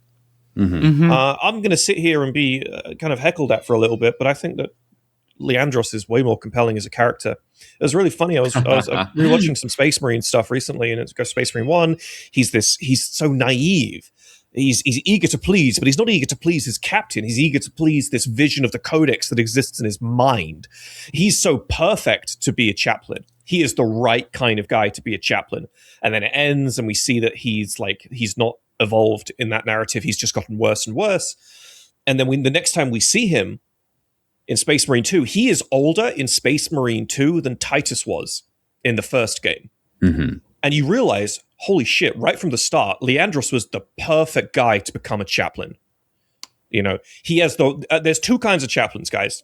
There's 2 kinds of chaplains. There's the therapist chaplain, and then there's the heretic killing chaplain. And the heretic killing chaplain is an absolute paranoid fucking madman who is really good at his job. Let's be honest for a sec here. You're a chaplain. and a space marine, you're a battle brother, and a space marine who's got loads of power and authority comes to you, and he's just survived something that no mortal should survive. He's just survived something that should, that only someone who has warp powers should survive. And then, like 6 hours later, he does it again. Like Leandros is like the perfect fucking guy to be a chaplain. That is the exact shit a chaplain should be doing. And so it's like, I feel like getting a book called, and again, you would call it Nullus because that's the name that Titus took. Mm-hmm. Yeah. I feel like getting a book to have that interim would make Dimitri and Titus a way more compelling and understandable character, and it would bridge these two sets of events that have just this thinnest bridge right now that you can only really learn about in, I don't know which White Dwarf book it is, but I know I've read it, right? There's a bunch. It's a really good White Dwarf issue, but there's, that you can only get echoes of. And obviously, 496. The Red Hunters and the Death Watch get mentioned. The Red Hunters and the Death Watch get mentioned, and they're like two of the greatest chapters fucking ever. So can't hurt to do that as well, Oh no, absolutely. Mm-hmm. Yeah, that would be my other idea. I want to throw a sort of wrench in this idea, and that is that, I mean, we're talking about we've talked a lot about the books here and whatever, but Space Marine being video games, 1 and 2 being video games, I think lends itself obviously as a very visual medium, right? So I think it would be perfectly fair to make this into a comic book series or a comic book novella. Oh, for sure. There actually is a couple of Death Watch comic books if you haven't known. They're not very good, mind you, but they're not bad either. But it would work. That would absolutely work as an alternative. It's quite fun as well because obviously the Marnius Calgar comic got the Marvel one got shat on quite a bit for some very legitimate reasons, mind you. However, I still enjoy it. I really like that it turns out that Marnius Calgar was actually Tacitan the whole time, not Marnius Calgar. I thought it was really obvious. It wasn't like, it was foreshadowed too much. And don't get me started on the Lord of Skulls thing in the like that second to last panel. But there's a simplicity to that comic series that I think a character like Titus could really benefit from having something equivalent of. For sure. I think it's I know there's a Horus Heresy novella, or maybe multiple, but I know I've seen one at least. I'm just googling it here. I think it might be McCragg's Honor. Not written, but drawn. Artist is what the fuck is his name? Neil Roberts, I think. He's on loads of the Horus Heresy book covers. Yeah. Is it Neil Roberts? Yeah, it is. Yeah. No. That's. I think that would be fucking splendid. I think. Oh, in that same style, do you mean? Yeah. Mm-hmm, yeah. Oh, doing that fucking quintessential Horus Heresy style in what would ostensibly be a Death Watch graphic novel would be really cool. Yeah, I know, right? Oh. Yeah, rather than the kind of cartoony one that Calgar got. Mm-hmm. Exactly. Yeah, I think. Giving it, filling up more pages, but like in a more compact, or as if compact form. Not the classic comic book style, but in the comic novella style for sure, would be really awesome. I mean, I'll be honest, I could take or leave a graphic novel. If they did this and they did it as a graphic novel series, I'd be happy. If they did it and just did it as a full-fledged novel, I'd still be happy. Yeah. It seems like for a character who is so pivotal to the success and, dare I say, earnings of Games Workshop as a corporation at the moment, it seems a bit crazy to me that this hasn't been something they've decided to do or done already. Yeah. No, it seems weird. Yeah. We may get a Warcom article. Acheron dies in one. So and we may get like a paragraph. There might be a second paragraph, Tom. Look at the you get to Warcom read about it at the bottom. There's some asterisks there too. Fill in some Yeah. context, Inquisitor Titus shit my ass. That's canon. It's Inquisitor Titus now. I He's would an like to Inquisitor. move on to the next person now in wake of this new Okay. line of discussion. Can we go back to you, Zarek, with your other idea? No. I discussed that earlier with the whole. All right, cool. thing. Moot. I have All one. right. Or did you want to go, Croc? It's a short one. Oh, too bad. I'm going first. Right. So. Hey, routine. Everyone's so mean to me. I need a Croc edit of the why is everybody so mean to me, you know, with the fat ass with your fucking avatar instead. Anyway, my original idea, the one I was originally gonna pitch before I had the genius idea of Love Can Bloom, a book written by Guy Haley. I Okay. call it Knights of the Imperium, a Knights of Blood story. Story focusing on Centaur Jewel, his past, Yeah. and the chapter's story leading up to the devastation of Baal. Oh yes, it would be good. Like that's actually really smart. So just for context, everyone who doesn't know, that I got to talk about this, man. I got to take over here. Mhm. The Knights of Blood. Is it Knights of the Blood? Whatever. Were a Blood Angel successor chapter who turned renegade. The only known Blood Angels renegade successor chapter. And they basically went into hiding for like 300 or 400 years because they knew that if they, started shenanigans, they'd be killed.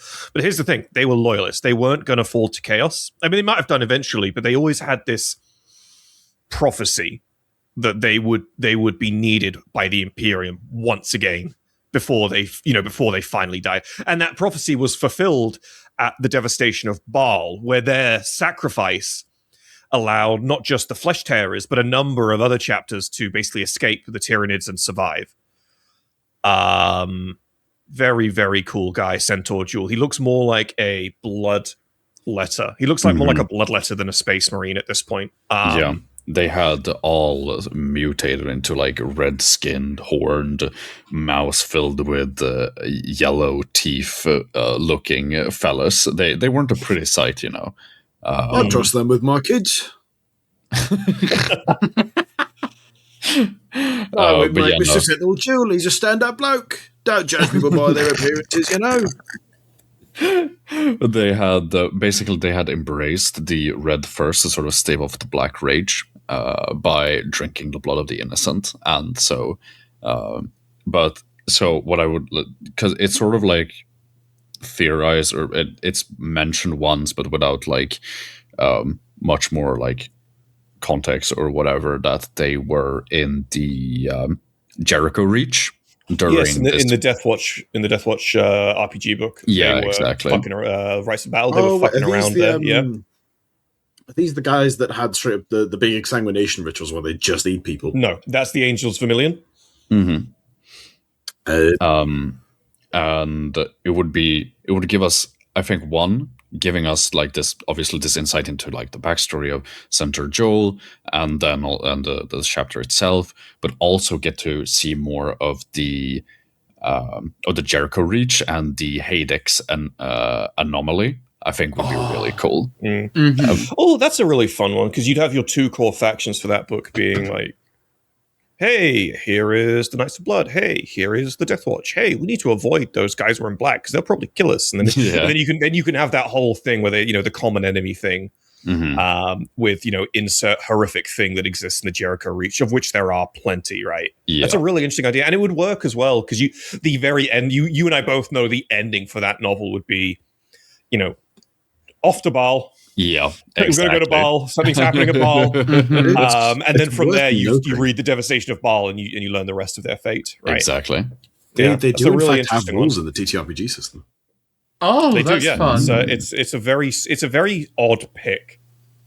It's a very, very odd pick, but it kind of works. It kind of works. But they're a very cool Renegade chapter. I say to people, if you want to do like a Renegade chapter, even though the Renegade chapter that absolutely has the most lore is the Soul Drinkers, when people say to me, I want to do a Renegade chapter, I don't say look at the Soul Drinkers. I say look at the Knights.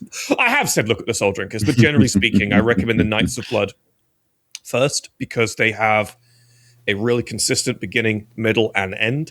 Yeah. That doesn't like fuck with the lore the way most people try to do Renegades. Like I bitch about this for like 15 seconds, but when homebrew and Renegades, they do it, but they don't read any lore on Renegades. They'll read about the Ashen Claws, and then they'll produce the most steaming dog shit homebrew you've ever fucking seen, and then they'll tell you, "Nuh-uh, I themed it after the Ashen Claws." It's like you're a fucking melt. Stop. Anyways, but if I may, actually, I would love a similar novel along the same lines, but concerned with the Crimson Sabers as they become the Crimson Slaughter. I would love a novelization of that transformation. They already have? I'd be surprised. I haven't heard of it. I mean, I've read through their book, but the oh no, it's the Codex supplement. You mean okay. Yeah, well the thing is we know what their story is though. We know what their story is though. I mean I detailed their whole fucking thing in the Renegades video. I actually have a funny feeling it wouldn't be a very good story because it's actually on a surface level, it's really actually quite contrived. But I mean, that's just my take, right?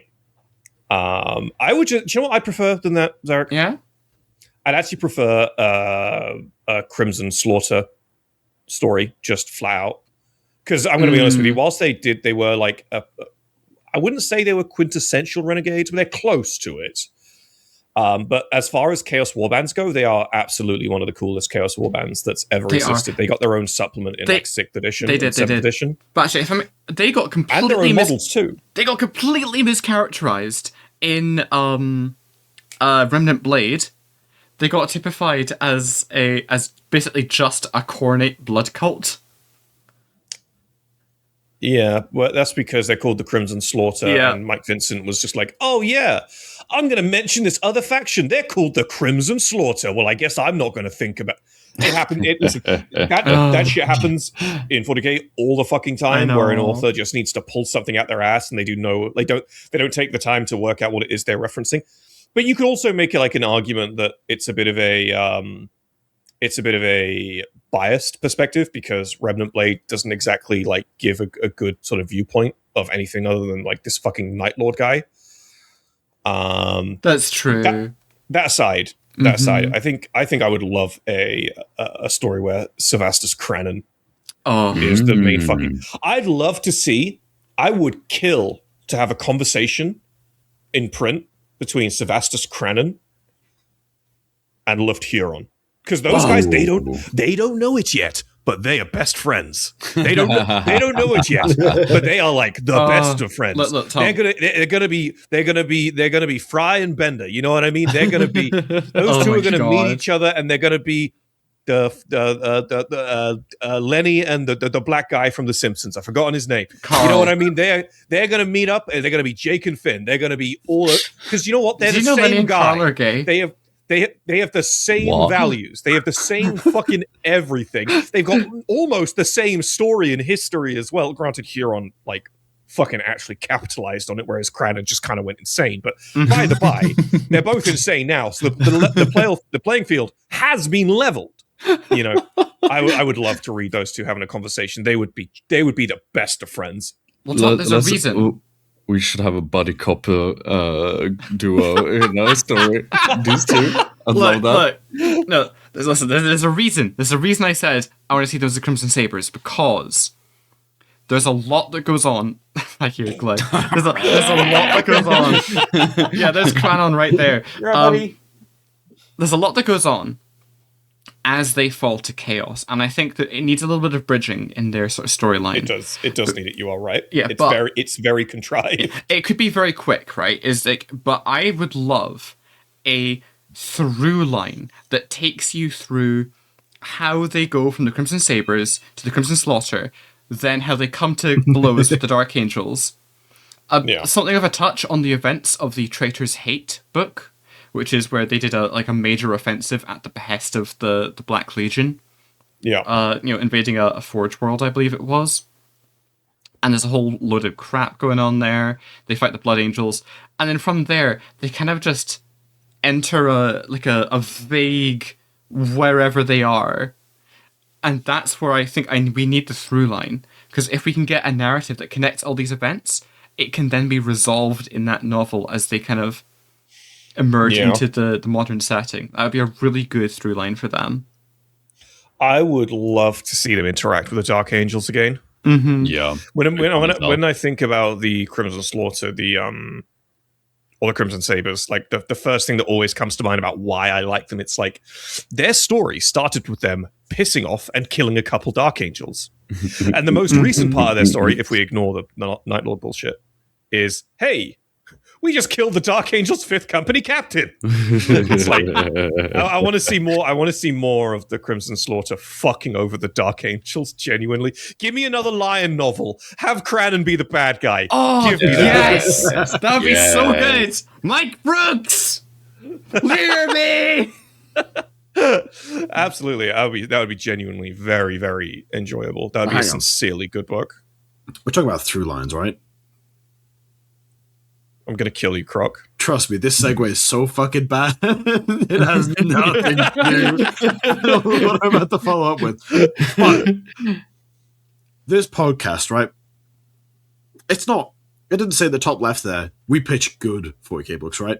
We pitch the best 40k book, right? Yeah, I mean, Moots has already hang on. told the audience that was a lie. Slow your roller here for a second, pal. What do you know about choose your own adventure books? No, we're not. No, this is like the most crack-fueled fucking. This is worse than what Moots came up with. Dude, it's got to be Necromunda, right? It's got to be a Necromunda choose your own adventure. It can literally be anywhere. You want to get an insight into how any given faction works, right? But you ain't got no Wi-Fi. Wait, isn't this just the Rogue Trader game? You just you motherfucker! You motherfucker! Well, not necessarily. This fucking guy. I swear to God, bro. Honestly, man. Seriously. Like, genuine. Look, guys, what if Rogue Trader was a book? No, it was still playable. You gotta believe. I mean, like, similar to like the old D&D books, where it's like the Dark Wizard Tower, and it's like, you're at a fucking tavern, mate. What do you want to do? Option A, option B, option C. All right, go to page 250. You wanker. Imagine that, but in 40k, so it's like, you're a guardsman, right? You've been sent to fight some oogly booglies out in the front line. Do you A, stay in the trench? Do you B, go for a rummage? Or do you C, charge over the top? And then it goes from there. I kind of fundamentally, not gonna lie, I kind of fuck with that. I would read that. It would be fun as like a little gimmick book that they would sell with another product. Yeah, exactly. Or like, hey, come to Warhammer World in Nottingham, and between midday and like 3 p.m. if you spend more than 60 quid at Bugman's Bar, which is really easy because that shit's overpriced as fuck. We'll give you a copy of the fucking. We'll give you a copy of some fucking Northern idiots 40k choose your own adventure book. Do you know what they would do? It would be an Age of Sigmar book. I don't know, but it's like you do the guardsman thing, and then you have 10 different endings. Only thing is that in 9 out of 10 endings, the character dies. I'll tell you what Games Workshop would fucking do. Yeah. They'll do it, and you'll get to the ending, and it says, let's say, if you want to know how this story really ends, you need to go and buy X product. It's got like 22 endings, and 21 of them are endings that require you to go and buy another product. Of course. Oh my god, no, yeah. It would totally be an Age of Sigmar thing, and it's like, each ending is like, oh, you can bring your character to life by this free guild set. Oh my god. Well done, Croc. You made something worse than Moots' fucking idea. Sincerely good job. I think that's a bit of a stretch. This can at least be lore accurate. It's not wrong. That's true. Oh, I have more fun with choosing an adventure books than fanfic, okay? So you have There's not a read enough fanfics. That's what I'm hearing. crucifixion. Dude, there's so many good fanfics, honestly. Choose an Yeah, adventure. no, Your name is at start Krenin. the patron questions. Let's not talk about Morpher.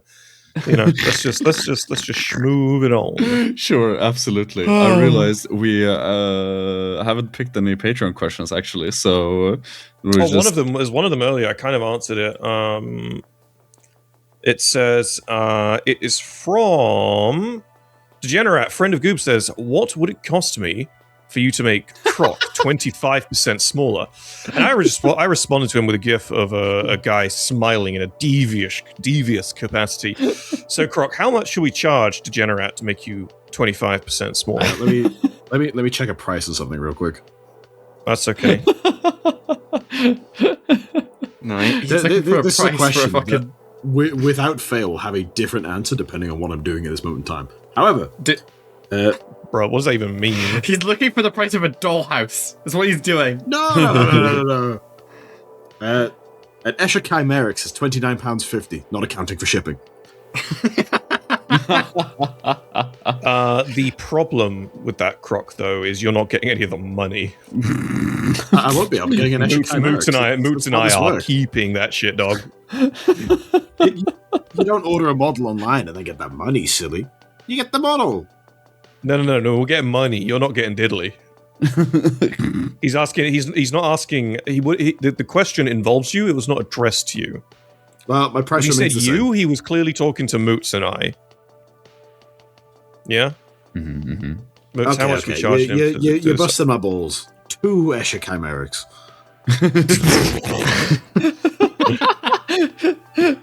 Take it or leave it. Find a laugher. I'm gonna say Just about realized this thing's got like fucking cow nipples on it, and I don't like it. The Escher Chimerics is great. It's got fart breath and Kipples. razor-sharp talons capable of cleaving people in half. It's got milkers as well. It makes me uncomfortable. I think about 350. True titty. The Alright, I'm in. groupies reveal. Alright. Right, Degenerate. It's gonna be tree titty. 3TD. Bear in mind the train ticket cost to get all that way. Let's find another one. Moots, you want to pick another one? Okay, sure. I had to get that one out of the way. I saw it the other. I just had to talk about that one, man. Zero Shade asks, which Primarch do you wish battles Peter Turbo in his conquest of Terra? For Terra. Can you say that again in English, please?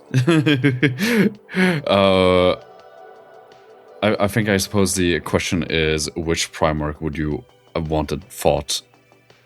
Which Primarch would you have wanted fought do you Peter wish Turbo battles Peter Turbo? on Do you mean the Siege took of a Terra? different Primarch to face off against Perturabo during the Siege of Terra? Exactly. I wouldn't change any. I was pretty happy with the 3 we got. I was pretty happy with the 3 we got, to be honest. It wouldn't be any more satisfying. I think. Let's do another question. Let's do another one. Slow down 2 seconds. When they say Siege of Terra, do they mean the Siege of Terra?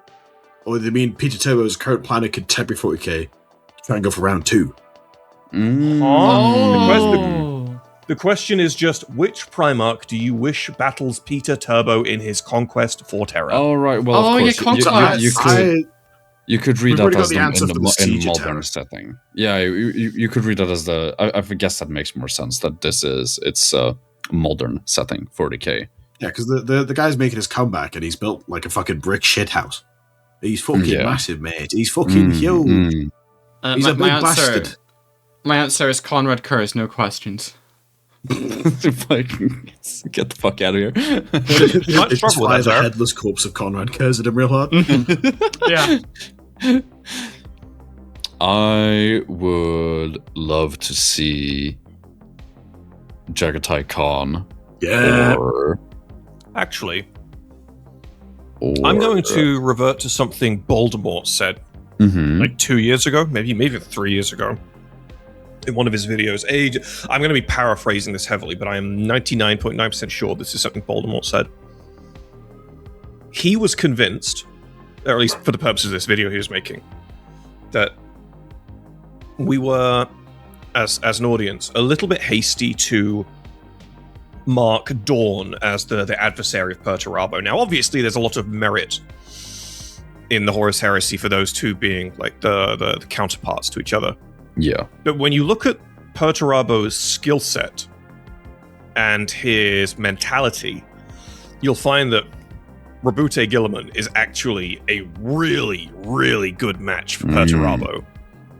But we can't have Buddha Gilliman fight another traitor Primarch. I mean, come on, he's No, fought he Gilliman. would. He would. Not again. I don't fucking care. I love Rabute Gilliman. I'm in. He's basically listen. He is like he is a very abstract Warhammer community post away from being announced the main character of the setting, right? So This is very true.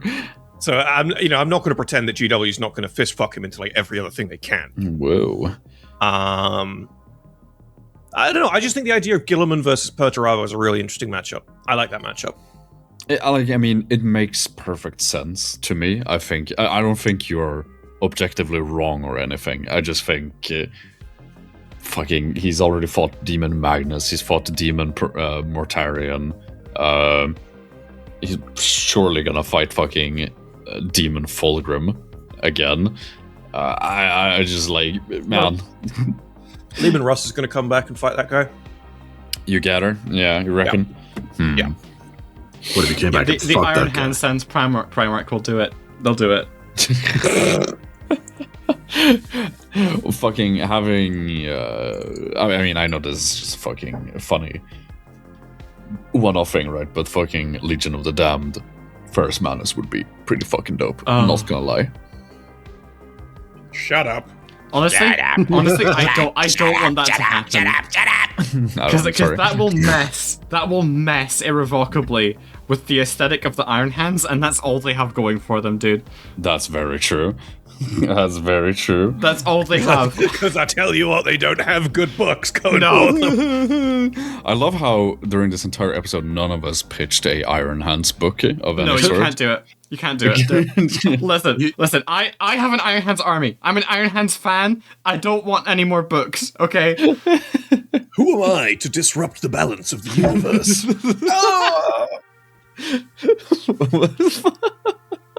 Crook just died. I just fucking stubbed the shit out my toe. Ferris managed to walk around without his head. You want to draw this to a close, my dude? Yeah. Okay, yes. Thank you, everyone, for watching. Thank you for patrons, for the questions. If you like what we do, hit that like button, subscribe. Join the patron. Go to a higher patron tier. Honestly, just go. Derek, say the line. Give me money. Give me money to shrink Croc. Give Zarek money. Give me money to shrink Croc. Give me £29.50. Fund my Escher Gang's chimerics. For every Great British pound you put towards it, I will put 1/4 of a titty on the thing. Great. Thanks. Bye-bye. Bye-bye. But I am already saved.